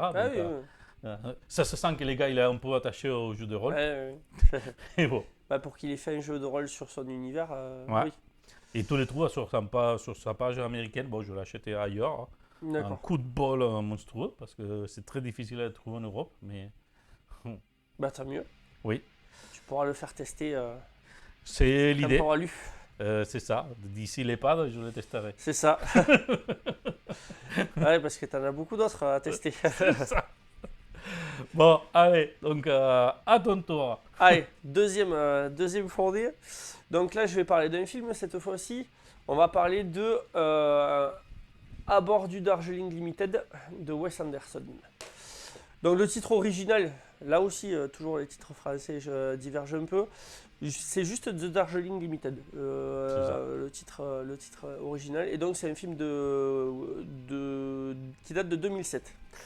Le scénario a été réalisé par Wes Anderson, Roman Coppola, qui est le fils de Francis Ford Coppola, et Jason Schwartzman, qui est un acteur qui joue dans le film, mais qui est également le cousin de Roman Coppola. Donc Wes Anderson, très ami avec la famille Coppola apparemment. Et c'est son 5e film. C'est produit par la Fox et par American Empirical Pictures. Ça a été classé dans, pour vous situer le style, ça a été classé dans les comédies dramatiques. Comme c'est du contenu qui appartient à la Fox, vous pouvez voir que tous les films de Wes Anderson qui ont été produits par la Fox sont sur Disney+ actuellement. Voilà. Moi je suis pas fan, mais je préfère les DVD. Et donc dans la distribution du film, on retrouve Owen Wilson qui joue le rôle de Francis, un des 3 frères protagonistes. Il y a Adrian Brody et donc Jason Schwartzman. Donc Owen Wilson, alors j'ai trouvé rigolo, c'est pour ça, je vais parler un petit peu des films qu'ils ont fait. Ouais. Et donc j'ai trouvé très rigolo parce qu'apparemment tout Hollywood a participé à ce film. Donc Owen Wilson a joué dans Armageddon aussi. Donc ça va devenir un running gag de l'émission, hein, puisqu'à chaque épisode, on parle d'Armageddon. Bon, mais voilà, Owen Wilson a joué dans Armageddon, il a fait un petit joué dans Armageddon. Ben, il doit faire un rôle secondaire, mais il est oh punaise. il est dans Armageddon. Donc tout Hollywood est passé par Armageddon apparemment. Ouais. Même ceux dont on ne se doutait pas. Donc il a joué après dans Shanghai Kid, dans Starsky et Hutch. Donc c'est un acteur qui est plutôt habitué à faire des comédies. Maintenant, il est dans l'MCU. Voilà. Ensuite, on a Adrian Brody, qui est un très très bon acteur, qui a joué dans La Ligne Rouge, Le Pianiste, dans King Kong. Il a joué récemment dans Peaky Blinders aussi. J'ai vu qu'il avait un rôle. Oui, en plus dans la série de Peaky Blinders. Il a joué dans un film un peu plus moyen de Predator, qui est un peu bon. Voilà, c'est pas son meilleur film. Je voyais que tu avais envie. Je voyais que tu avais envie. Je l'ai sorti. Je l'avais là. C'est pas son meilleur film. Là, pour le coup, il n'a pas eu le nez creux. C'est pas sa faute, je tiens à dire. Non. C'est pas sa faute. Je pense pas non plus. Les scripts, il est affreux. Ah oui. Les scripts, je sais pas qui a chié ça, mais... Notamment comparé au dernier Predator. Oui. Alors le dernier, là je l'ai pas vu. Mais comparé au premier, en tout cas, le premier c'est... Et le premier et le deuxième. Le deuxième est bien, mais franchement le premier je l'ai revu il y a pas longtemps. C'est le deuxième est bien. Hein. Je suis très sérieux de ce que je cite. Je pense que les 1 et les 2, ils sont au même niveau pour des raisons différentes. Oui. Pour des raisons différentes. Parce que, bon, après les premiers, ça reste celui qui a marqué l'univers. Oui. Mais les deuxièmes, je pense qu'il a un très bon niveau. Oui. Après, il y a tout un tas de films qu'on ne parle pas. Voilà. Et après, il y a les derniers que ça vaut vraiment le tour. Vraiment. Le dernier, c'est celui avec la fille. Prey. Ouais, c'est ça. Ouais. Moi, il faudra que je m'y. Il y a encore quelques incohérences. C'est arrivé à dire qu'à niveau de premier, c'est peut-être à s'emporter un peu trop, mais bon, les premiers, il a aussi des incohérences, hein, si on cherche. Oui, mais bon, il y avait un côté sauvage qui est marqué. Mais on ne parle pas des Predators. Allez, c'est beau. Et donc, après, le troisième frère est joué par Jason Schwartzman. Donc, je l'avais évoqué pour l'épisode où on parle de The Artful Escape, puisqu'il fait une des voix. Et donc, il a joué dans Scott Pilgrim. Le film qu'il a fait connaître, c'est J'adore Eukabis. Il a joué dans H2G2 aussi, le film de H2G2. D'accord. Il a un petit rôle, hein, voilà. Il est plus cantonné, c'est rare qu'il ait des premiers rôles, à part dans les films de Wes Anderson. Il y a des caméos, puisque Wes Anderson, il s'est très vite constitué une sorte de famille d'acteurs. Et donc régulièrement, il y a Bill Murray qui joue dans ses films. Là, il y a à peu près les mêmes. Voilà, il y a Angelica Hudson, il y a Natalie Portman.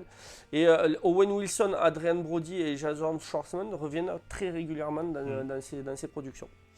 Et donc un petit mot sur Wes Anderson, hein, qui est donc un réalisateur qui est né en 1979 à Houston. Il a été diplômé de philosophie à l'université du Texas, mais il tombe très rapidement dans le monde du cinéma, puisque dès le début des années 90, quand il était encore assez jeune, quoi, il a commencé à tourner des courts-métrages en Super 8. Et d'ailleurs, c'est en faisant ses études de cinéma qu'il rencontre Owen Wilson. Ils sont amis depuis le début des années 90. Surprenant, ce gars-là.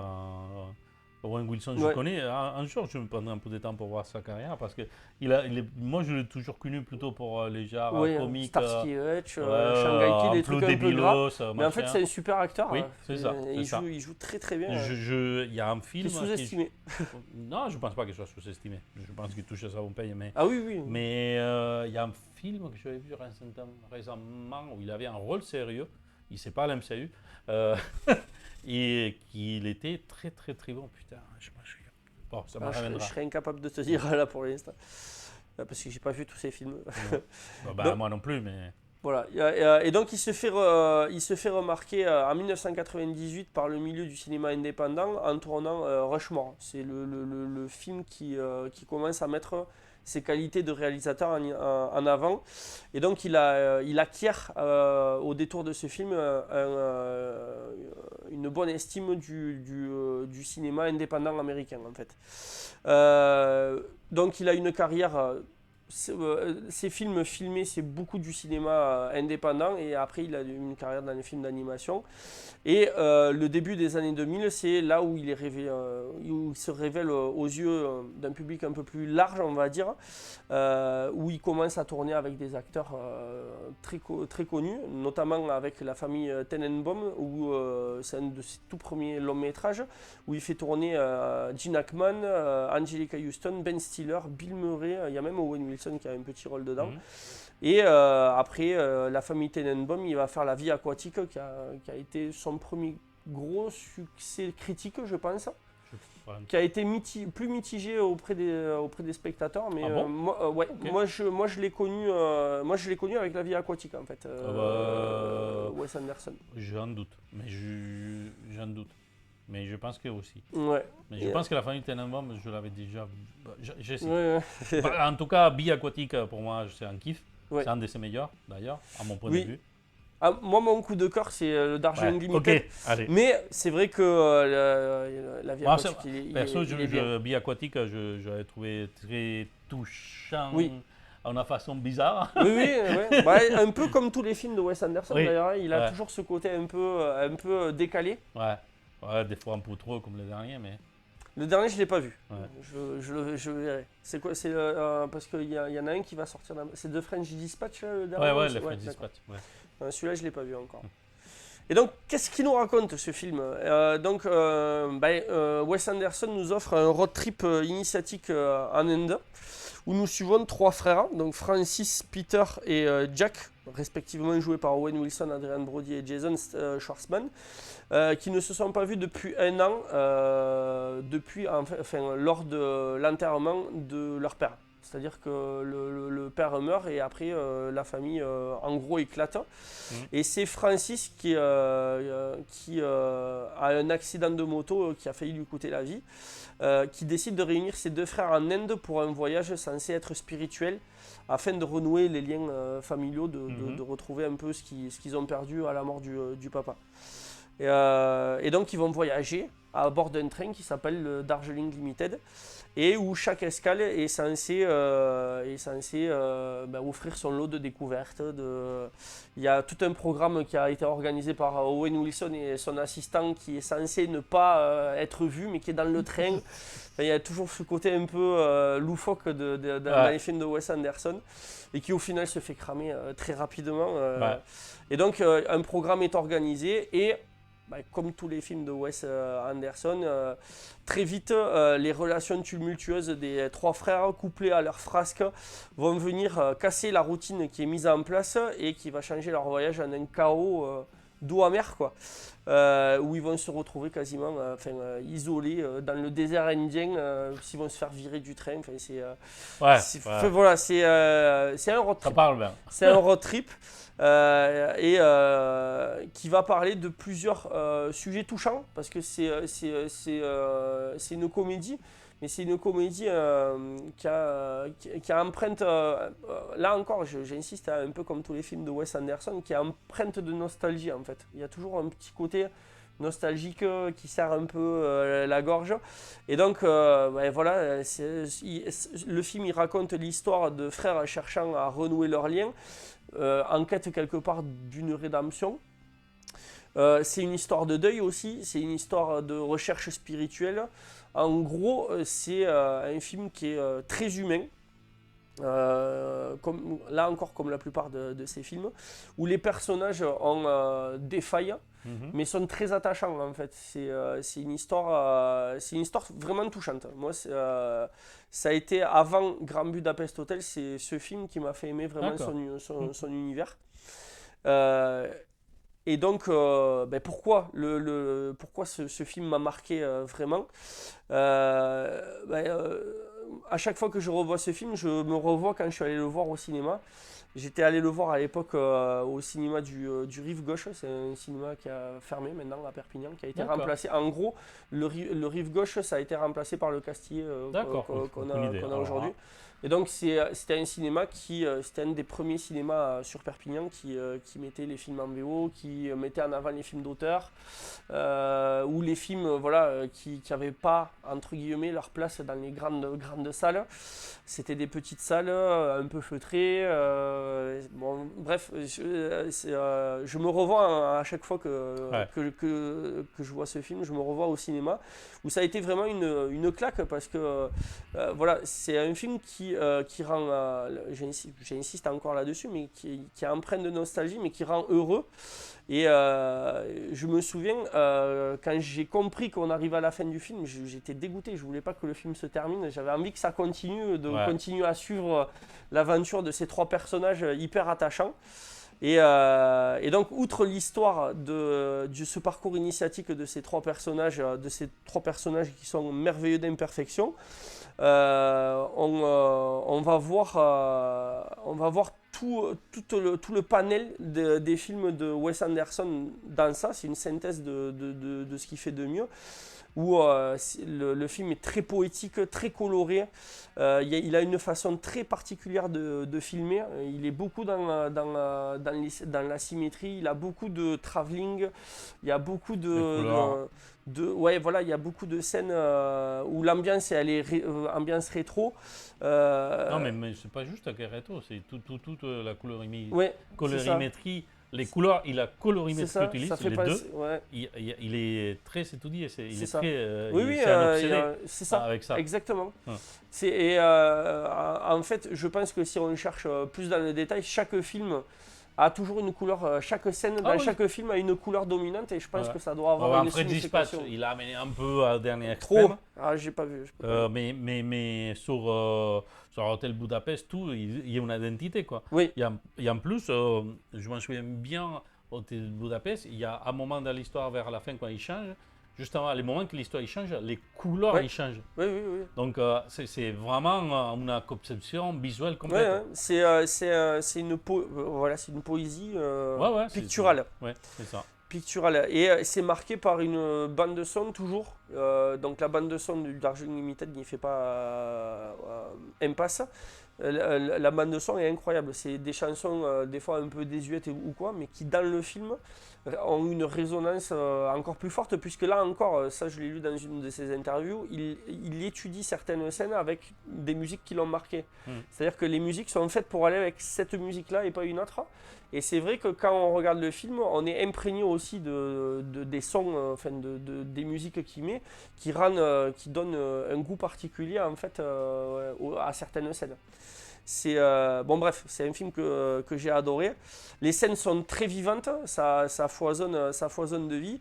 Et ce qui est très marrant dans le style de Wes Anderson, c'est que des fois la caméra est fixe et ouais, je t'en prie. Des fois la caméra est fixe et par contre tous les personnages bougent, la scène foisonne et tout.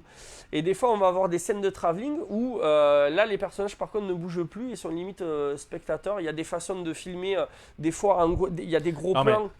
Ça, c'est un truc qu'à Wes Anderson te plaît pas. Moi, personnellement, Moi j'aime j'adore, hein. beaucoup. Moi je kiffe. Wes Mais c'est vrai Anderson. que c'est. Pas tous ses films, hein, Non, pas non, tous, non. mais Pas tous. en général, j'aime beaucoup. Mais c'est quelqu'un qui a un style visuel. C'est vraiment de la poésie en mouvement. Oui. Lui, il entend à ces jours, c'est rare de trouver, hein, parce que vous, toutes les sortes de réalisateurs trop formatés pour des carrés, hein, Ah, lui, pour le coup, comme on a parlé déjà plusieurs fois, à ces c'est ça. jours, je pense que sorti de quelques auteurs Wes Anderson pour trouver des films un peu où tu cherches vraiment le cinéma, à Oui. mon point de vue. Qu'est-ce que c'est le vrai cinéma? Ça, c'est un grand débat, mais quand je parle de cinéma, c'est Le cinéma vraiment qu'on aime. la communication visuelle. Oui. Tout est tort. C'est l'histoire, c'est l'image, c'est les plans, c'est la conception, c'est tout mélangé. Chaque Oui. langage, il y a sa fonctionnalité, et le cinéma, c'est pas une exception. Et Wes Anderson, je trouve que c'est un des auteurs qui est très global Oui. dans ça. Il y a une personnalité très marquée, il y a un visuel très marqué. Je suis convaincu que tout dans sa tête, il le Oui. voit comme ça, quoi. Oui, non, mais après, tu as quelques réalisateurs comme ça. Alors, pas comparables, mais qui ont des univers, où de suite, tu te dis, c'est leur univers. Tu prends Tarantino, c'est pareil, il a un univers quand même qui est assez marqué. Oui, oui. On reconnaît Non, Tim mais Burton. les grands réalisateurs, ils sont ça, les grands. Voilà. Bon, les réalisateurs qui ont une personnalité. Après, il faut aimer ou aimer pas, mais il faut Ouais, ouais. reconnaître chacun à son degré. C'est ça. Même Spielberg, mal qu'il vienne, même si pour moi c'est un gars qui produit des blockbusters, il y a quand même une personnalité très authentique Oui, dans oui, ça qu'il fait. bien sûr, bien sûr. Donc voilà. Et c'est. Il y avait un autre nom qui allait me sortir. Bref, c'est pas grave. Passons, continuons. Et donc, moi, ce que j'aime bien dans le cinéma de Wes Anderson, c'est qu'en plus, il a. Alors, sans dire que c'est comparable, mais moi, ça me fait penser à ça. C'est-à-dire qu'il a, par exemple, un sens du hors-sujet qui me fait penser à Quentin Tarantino. Par exemple, la scène d'introduction du Darjeeling Limited, on suit Bill Murray, c'est le caméo de Bill Murray. Ouais. C'est une sorte de course-poursuite parce que c'est un homme d'affaires qui est en retard pour prendre son train. Et on suit mais tout son départ depuis l'hôtel, le taxi qui prend des risques, le tuk-tuk qui prend des risques inconsidérés pour essayer de faire en sorte qu'il arrive à l'heure. Ouais. Il descend, il part en courant. Enfin, on le suit pendant pratiquement 5 minutes. Pour au final, au moment où il va prendre le train, en fait, il commence à fatiguer et on voit que la caméra recule. Et en fait, pratiquement au moment où Bill Murray il va sortir de l'écran, là, il y a le personnage de Adrian Brody qui arrive et la caméra va se coller à un des personnages principaux. Mais pendant 5 minutes, on a suivi un personnage qui n'a rien à voir avec l'histoire du Darjeeling Limited. Ouais, aussi avec l'histoire, avec les symbolismes complets de l'histoire. Oui, oui. Pas lui-même. Oui, mais voilà. Dans sa conception du film. C'est oui, ça. il a du sens. Mais pour le spectateur qui n'est pas dans la tête de Wes Anderson, c'est une sorte de hors-sujet. C'est comme quand on prend le dialogue qui est génial. Le dialogue dans Pulp Fiction entre Travolta et Samuel Jackson sur le Big Mac, où il parle pendant 10 minutes du Big Mac. Ça n'a aucun rapport avec le film, mais en même temps, c'est le film. Enfin, je veux dire, c'est un truc qui est complètement hors sujet et qui en même temps fait partie intégrante du film. Oui, c'est-à-dire, je suis d'accord avec toi, mais c'est pas pareil. C'est pas pareil parce que dans Tarantino, un de ses caractéristiques ponctuelles, c'est les dialogues qui sont. Ils rassemblent à être loufoques, parce que c'est ça les pièges que je trouve que c'est la magie, en quelque sorte, de Tarantino. C'est que il semble être loufoque et hors sujet, mais pour de vrai, c'est ça que tout à fait rentrer dans les films, c'est que deux gars qui vont au boulot, ils sont entendus par là, ils vont un jour à l'autre, ils vont avoir un dialogue absurde comme ça, quoi. Bien sûr. Là, il les pousse parce qu'il en profite pour mettre quelques pluies, etc. Et là, je pense que ça qui t'explique, c'est une autre façon du cinéma. Oui, non, mais j'ai pas dit que c'était pareil, mais j'ai dit que ça me faisait penser. Non, mais à moi, ça ne me fait pas penser dans le sens que c'est deux langages différents. On parle de cinéma. Ah oui, dans Tarantino, il y a une grande importance au dialogue et à cette construction. Alors que Wes Anderson, c'est plus. Et Wes Anderson, dans l'imagerie, dans ça qui est aussi, quand il suit avec les caméras un autre personnage pour montrer, derrière tout ça, il y a quand même on a mis en place d'une histoire, il est tout un scénar qui se met en place petit à petit. Oui. C'est juste une ambiance, c'est juste une couleur, c'est juste un ton, c'est rien d'autre.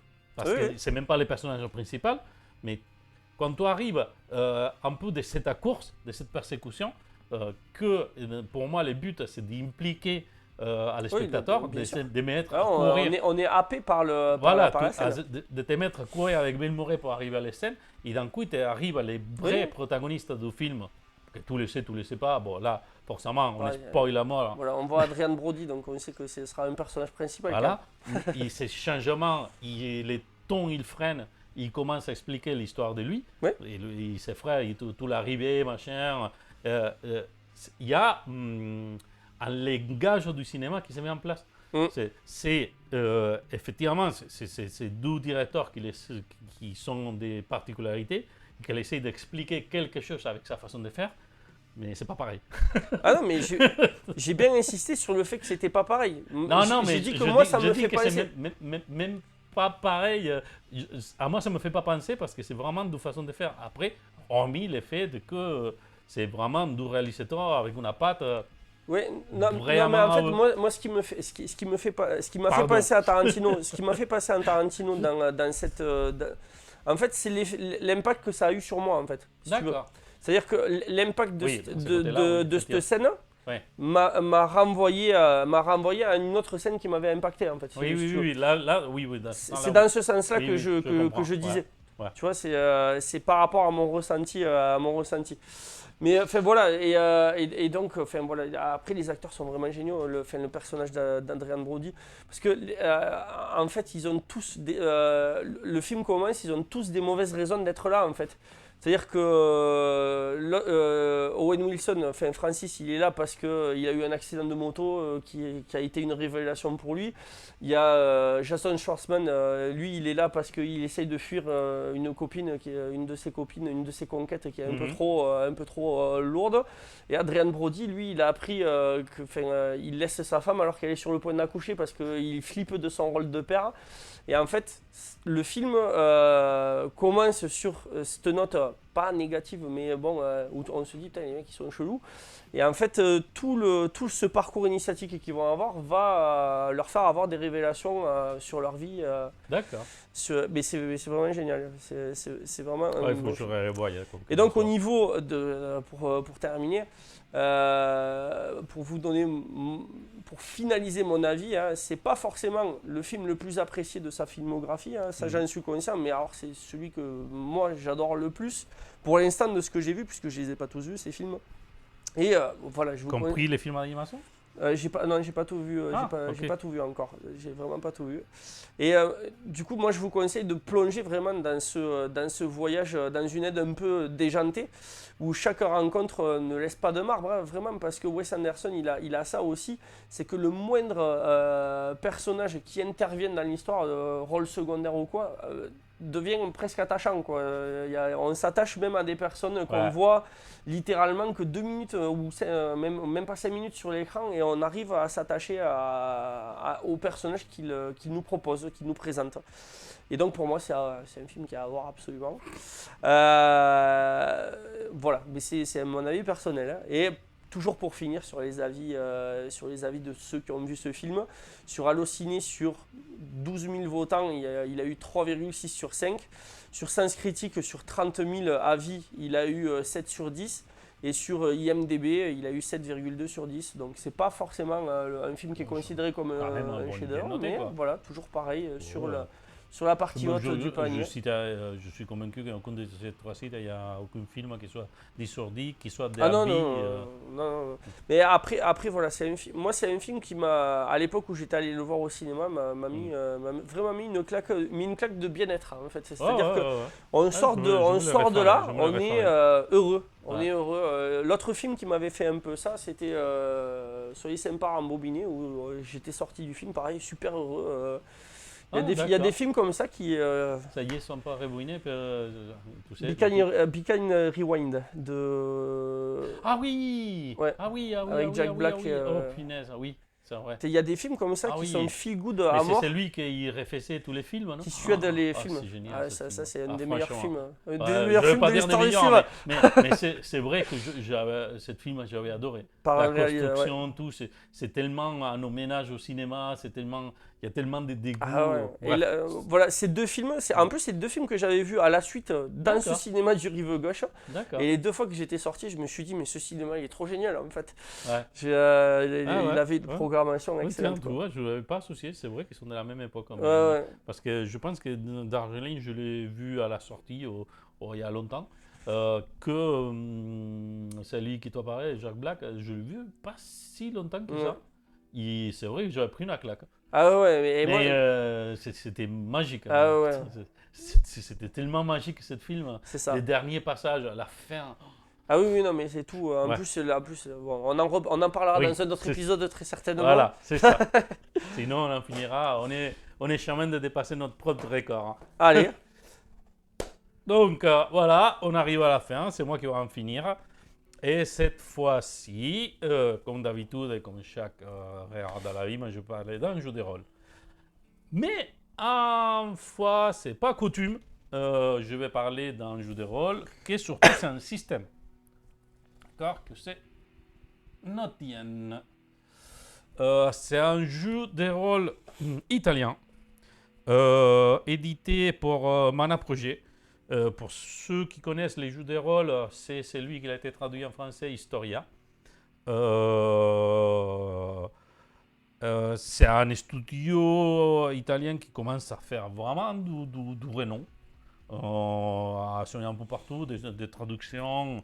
Je pense que c'est où, je ne vais pas dire des bêtises, mais je suis assez convaincu que c'est eux qui sont derrière les projets des Cowboy Bebop, les jeux de rôle. oh, excellent. Je savais même pas qu'ils faisaient Oui. un jeu de rôle. Oui, oui, il est déjà sorti, mais juste qu'en français, il doit sortir. Ouais. Ce jeu-là, précisément, Notien, il n'est pas sorti en France. Je n'ai aucune nouvelle si ça sortira ou pas.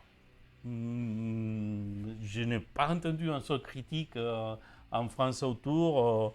Et pourtant, il a gagné les prix au meilleur jeu de rôle italien au 2020. Et je comprends pourquoi. Et je vais vous expliquer à quoi consiste. En fait, c'est un système comme on peut traduire et qui lui dit bien la fin. C'est pas la fin. Je vais essayer vraiment de parler des systèmes parce que les bouquins, il y a une moitié que c'est vraiment les systèmes que ça prend la moitié du bouquin, mais même pour de vrai, il est hyper simple, hyper narratif. Et après, il y a un autre bouquin que j'en parlerai pas aujourd'hui, mais juste vous le montre, Historis, qu'il met en place plusieurs univers pour que tu puisses raconter des histoires dedans. D'accord. Des univers Cool. franchement très intéressants. Mais bon. Qu'est-ce que ça m'a plu des Notiennes? Bon, la maquette, il est à niveau des bouquins, il est vraiment très bon. Hein, je vais un peu montrer. Vraiment, pour ça, si vous avez vu Historia, il n'y a rien à dire. Hein, c'est vraiment des choses qui savent, des gens qui savent faire des maquettes. Et qu'en plus, ils cherchent un peu à faire de nouvelles choses dans les systèmes et dans les jeux de rôle, que c'est très intéressant. En quoi consiste le système de notre dia? Donc, notre personnage, il va être composé hyper simple. Pour que vous voyez à ce que je veux dire quand je parle d'hyper simple, c'est vraiment... je vais vous montrer ça, c'est pas la fiche de personnage, mais presque. Petit reflet. Ouais, il y a un reflet compliqué part là. pas. Donc voilà, vous voyez, il n'y a que des hexagones partout. Vous construisez tout. Il y a l'archétype qui c'est au milieu, c'est ça qui définit ton fond des personnages. Autour, tu as les qualités. Et au-delà des qualités, tu as les compétences. D'accord? Cet cadre qu'il est formé, cet hexagone plutôt, qu'il est formé pour ça, c'est absolument libre de création de chacun. C'est-à-dire, tout te met d'accord. Même si à chaque petit univers qu'il présente, les settings qu'il présente, il te donne des conseils quelles capacités ou quelles compétences pourraient être adaptées pour cet univers, quelles qualités, etc. Mais tu es libre vraiment de créer les qualités et les compétences que tu vas développer ton personnage. Il est relié entre eux. Normalement, toi, une qualité, et de ta qualité, ils vont dériver des compétences. Donc, tu peux avoir deux qualités différentes, il y a une compétence qui va dériver des deux. Il faut être un peu imaginatif. Mais vraiment, les limites, c'est ton imagination.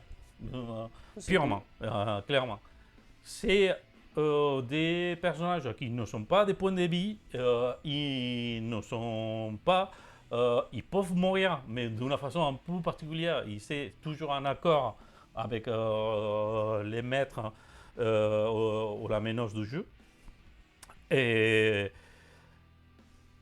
c'est Sandé. Et comment ça joue, Sandé? En fait, je vous ai montré, votre personnage, il y a tout un tas de qualités et de compétences que tu vas mettre en place. Quand tu arrives à une scène, il va avoir sur la table des tuiles ou des jetons en couleur, au goût, des deux couleurs. D'accord? Un couleur qui va représenter ça qui met en place les joueurs. Pour mettre en place, il va choisir des compétences et des qualités qui peuvent associer à cette action. Et l'MJ, il va mettre une difficulté, que normalement, ça va être d'un à 6. 6, normalement, c'est considéré presque impossible. Sauf certaines qualités, d'accord? Et tous ces jetons-là, on les met dans un sachet et les joueurs, il va tirer de 1 à 4, à son choix. C'est là pour moi la grande force, c'est-à-dire, effectivement, il y en a un truc de calcul mental, c'est-à-dire, parce que tu sais forcément, si tu mets, il est fait, il te l'explique clairement dans les bouquins, qu'il est fait qu'en moyenne dans les sachets, tu dois avoir à peu près toujours la même quantité de pièces, sauf s'ils sont en train de faire un truc suicidaire.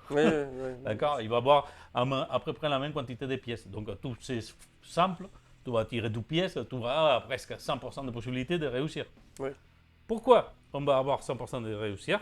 Et c'est là où je trouve la force du système, c'est que si tu sors la tuile du bon couleur, c'est-à-dire la tuile qui correspond à la couleur que tu as mis pour tes compétences, avec un seul tuile, ton action il est réussie. À partir de si tu as plusieurs tuiles de bonne couleur, tu peux pouvoir les dépenser pour améliorer l'action, pour les garder en point, pour les remettre dans ton sachet plus tard, pour aider un compagnon, pour faire qu'elle affecte plus d'un seul PNJ. Il y a tout un tas, c'est assez imaginatif, hein, c'est pas vraiment une liste des points fermés, c'est un peu au goût, c'est chaque tuile, tu la dépenses pour améliorer. D'accord. Mais, en opposition, si tu tires des tuiles de l'autre couleur, peu importe si tu as réussi, ils vont avoir une complication. Donc, cette complication, ça peut être que tu prends merde, je le dirais, tu prends un malheur. Un malheur, ça peut être un malus à l'attaque, tu as cassé une jambe, tu es vraiment affecté psychologiquement. C'est tout ce qu'on peut imaginer. Ça doit être un raccord à la scène. D'accord? Soit tu prends, il y a 2 cas spécifiques dans le personnage, que c'est confusion et punaise. Il y a confusion.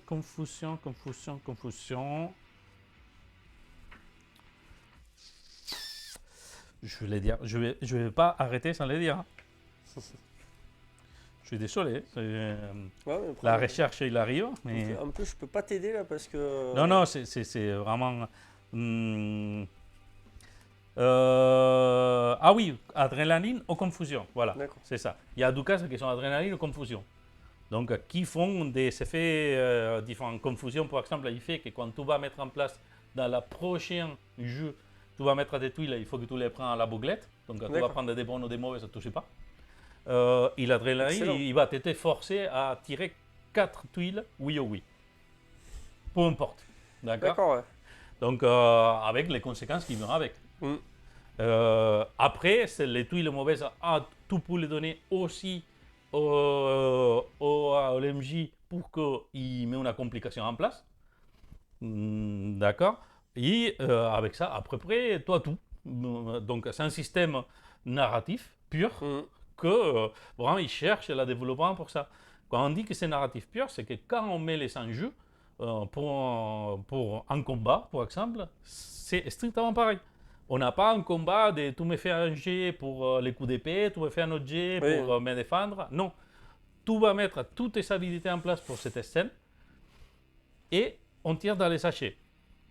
Il y a dans les combats ou dans les scènes avec des dangers un troisième facteur qui s'est bien rajouté qui s'appelle le niveau de danger. Mhm. D'accord? Le niveau de danger, ça va aller extrêmement pareil que la difficulté, mais à l'inverse, ça va aller de 4 à 1.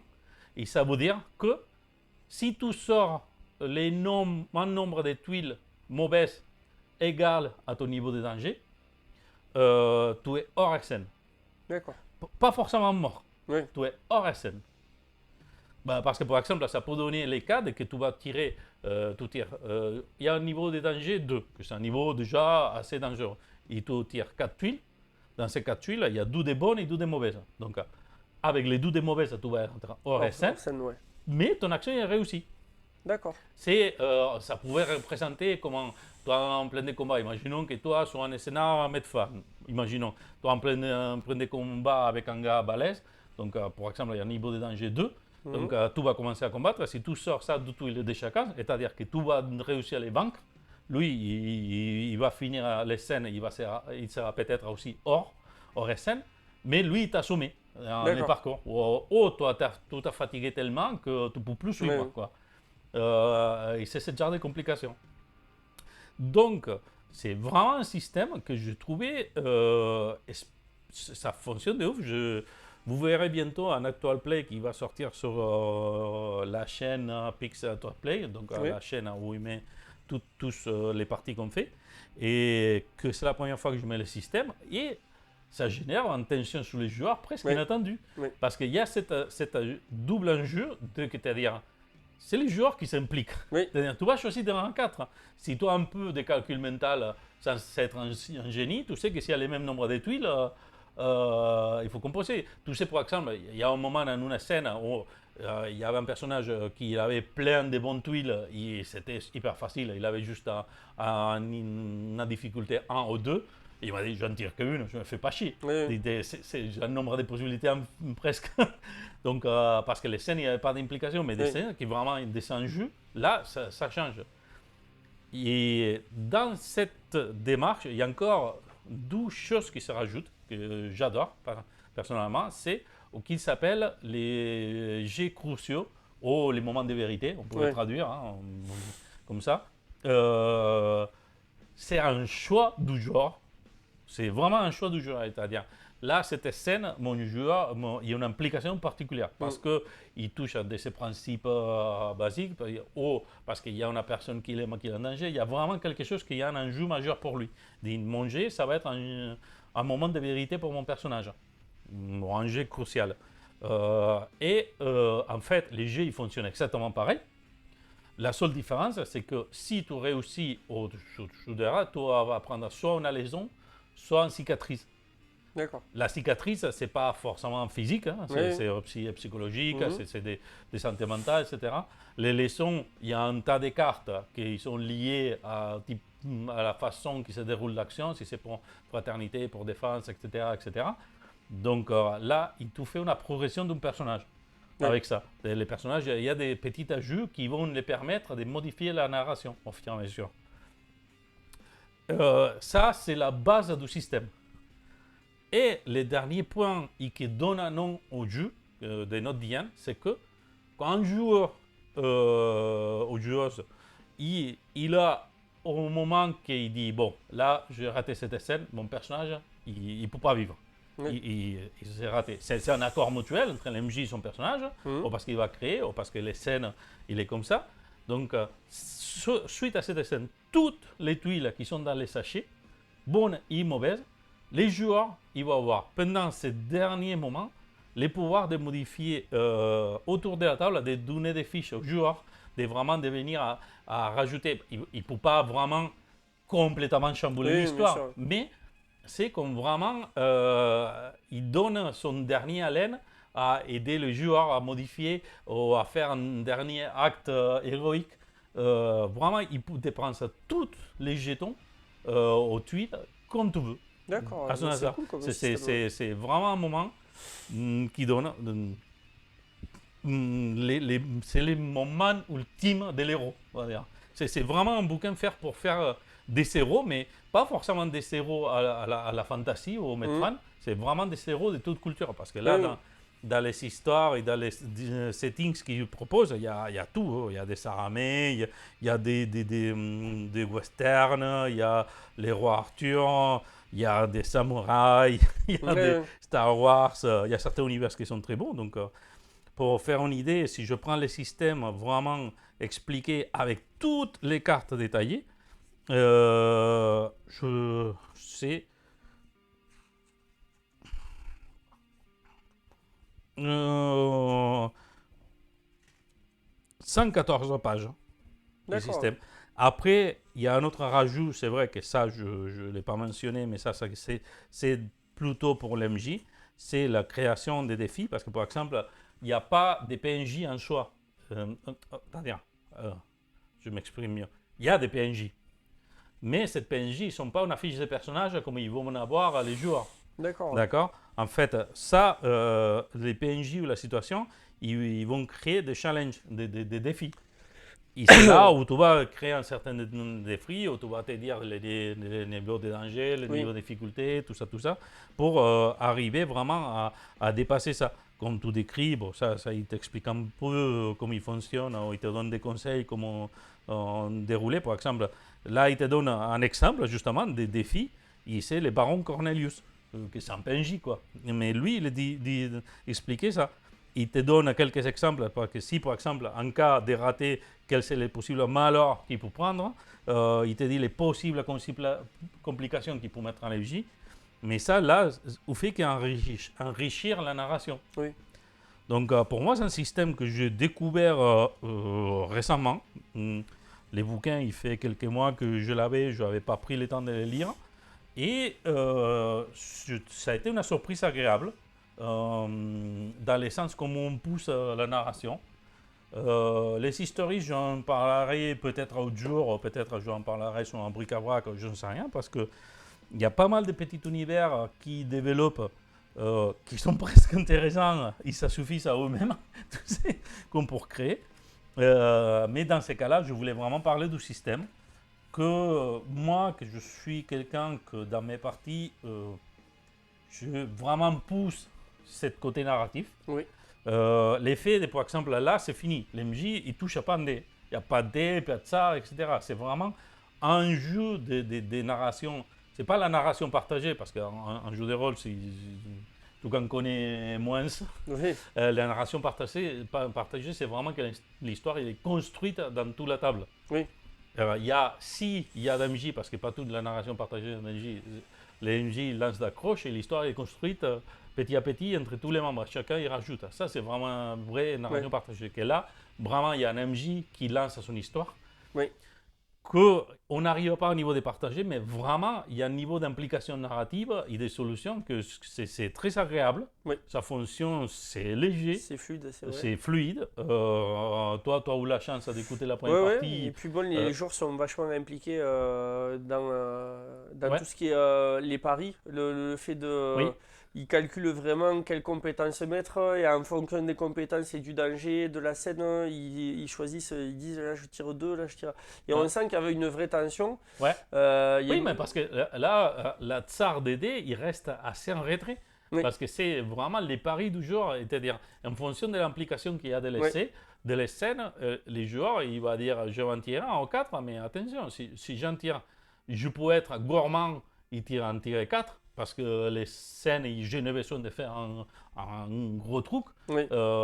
mais les dangers, Et c'est aussi, élevé, quoi. oui, ben oui, bien sûr.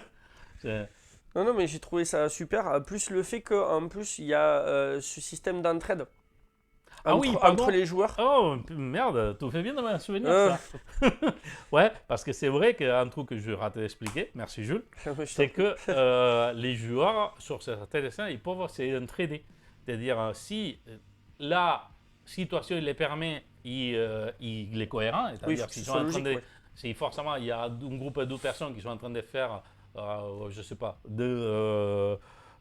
d'interroger quelqu'un ou de faire un interloop, un truc comme ça, deux personnes. Il y a un qui décide qui va faire les tirets dans les sachets, on va dire. Mm. Mais l'autre personne, il peut aider. S'il y a des compétences qui peuvent compléter. Par contre, en contrepartie, s'il y a des tuiles mauvaises, il les prend aussi. Oui. Mais pas partagées. Il les prend aussi. Oui, Si tous ont une tuile mauvaise, les deux ils sont chacun une tuile c'est mauvaise. ça. Mais je trouve que ça donne des situations épiques assez. Oui, non, c'était très sympa de ce que tu m'as fait écouter. Plus le fait que, alors je ne sais pas si j'ai tout compris, mais ils peuvent partager aussi les malus. C'est ça? Comment partager? À un moment donné, alors moi j'avais pas l'image donc j'ai pas tout vu. Donc, mais il me semble qu'à un moment donné, il y a un des joueurs qui avait tiré plusieurs tuiles rouges et qui l'a partagé avec un Non, autre. ils ne sont pas partagés. Ils te l'ont donné à toi. Oui, c'est Ouais, juste ça, j'avais parce pas suivi. ils ont fait une scène ensemble. Il y Ouais. avait 3 joueurs qui sont mis ensemble pour faire un truc. Il a sorti 2 tuiles. Et il a sorti une tuile rouge, ou mauvaise, appelons comme on veut. Et chaque joueur, il a pris la Oui, tuile. la tuile, ok. Ils ne partagent pas. C'est vraiment chacun, il prend la totale. D'accord. Ouais, non, mais c'est. Non, en tout cas, j'ai trouvé ce système où où certaines compétences peuvent compléter l'action du joueur qui est en train d'agir. Sympa, très sympa. Oui, oui, oui. Surtout, c'est les points de vue narratifs qui s'impliquent parce que Mm. les systèmes de tirer à la place de tirer des dés, de tirer des jetons, etc., ça existait déjà. Je peux penser à des jeux comme récent pour parler des amis, pour parler comme Omega, Insectopia, etc., qui se jouent avec des jetons. Oui. Mais plutôt, là, il y a une notion quand même de caractéristiques, quoi. Oui. Il y a vraiment une notion d'action. Oui. Que là, vraiment, c'est une notion de scène Oui, oui. et de résolution. Ça, c'est super. Et là, vraiment, c'est un système à 100% narratif. Moi, pour être assez narrativiste, c'est un des systèmes qui m'a plus plu. À tester sur le temps, hein. Peut-être je finis marre d'ici quelques Oui, mois, mais vraiment, je trouvais que ça marchait bien. Ça donnait une perspective simple. L'effet de ne pas jouer les dés, ça n'a gêné pas du tout. La table, c'était hyper agile, parce que c'était mon premier doute quand je l'ai mis en place, de dire, bon, les temps qu'ils choisissent les jetons, qu'ils les mettent en place, mais non. En fait, ça crée une sorte de dialogue, de dire, ah non, mon personnage, il fait ça pour ça, pour ça, pour ça. L'implication morale qu'il prend, pourquoi je sur ça. Bon, si toi es un peu un MJ sympa, ben, tu vas le laisser plus ou moins. Et ça dépend de la circonstance, s'il est vraiment impressionnant, tu vas serrer plus. Oui, bien sûr. Ouais, non, mais moi, vraiment, autant qu'MJ, j'étais full concentré sur ma narration. Je dis 2 ou 3 fois de difficultés de danger et point barre, tu sais. Il décidait quelques malheurs, ça pouvait l'animer, on pouvait improviser en fonction de ce qu'il avait. Et ça marchait super bien. Donc, bon, je ne sais pas si ça sortira en français un jour, s'il y a un éditeur qui a envie de traduire. Je pense que c'est mérité, ça mérite un passage. Moi, personnellement, je l'édition anglaise. Il est aussi en italien, s'il y a quelqu'un italianophobe. Ouais. Qui parle italien. Qui parle italien. C'est mieux. Voilà. Italianophone. Italianophone. Ça doit pas être ça. Ça doit pas être ça. Un truc comme ça. Donc, moi, j'ai pris plaisir. Ça a été une bonne découverte. Et je vais continuer sur ma lancée des jeux pas trop vus en France. Ouais, non, mais c'est bien. Farce Macabre, quand même, là, maintenant, il est en train de partir, hein, même s'il fait déjà 3 mois ou 4 mois qu'on l'avait commenté. Oui. Non, mais c'est bien. Et puis bon, après, s'il y a des gens qui veulent jouer, il faut venir à la guilde avec toi. C'est ça, c'est ça. C'est ça. Sinon, ben, écoute, il y a comment, il y a des éditeurs, il y a tout, fonctionne. Bah oui. En plus, je pense que vraiment, au moins les systèmes, peut-être tous les bouquins, non, mais tous les systèmes, ça ne doit pas hyper compliqué parce que c'est très structuré à niveau traduction. Ouais, non, ça a l'air d'être bien construit. Ouais. Puis bon, j'avais trouvé quelques coquilles, ils ont oublié original. quelques mots en italien dedans, mais Ah oui, ça va. Ça va, ça les va. coquilles. C'est ça. Mais je m'en tape. Sur ce, sur ce, donc c'est définitif, c'est clair, c'est net. Et c'est acté que n'importe quel Ça fait regard d'œil, il faut qu'il dure 1h03, c'est Ouais. notre minima. C'est ça. C'est ça. Ouais, mais on a fait moins que la dernière fois quand même. Oh oui, Un peu 3 moins. minutes moins. Ouais, mais c'est un peu moins. Moi, je suis désolé. Je suis désolé, c'est moins. Non, mais 3 minutes, et je continue à parler. Ouais, on va attention. dépasser de 3 minutes. Allez. Voilà. Bon, écoutez, j'espère que ça vous a plu toute cette présentation. N'hésitez pas à mettre un petit commentaire, des trucs comme ça. Et je te laisse la phrase de la fin, Jules, comme d'habitude. N'oubliez pas que la BIM vous regarde aussi. Voilà. Écoutez, à la prochaine. Ciao. Ciao.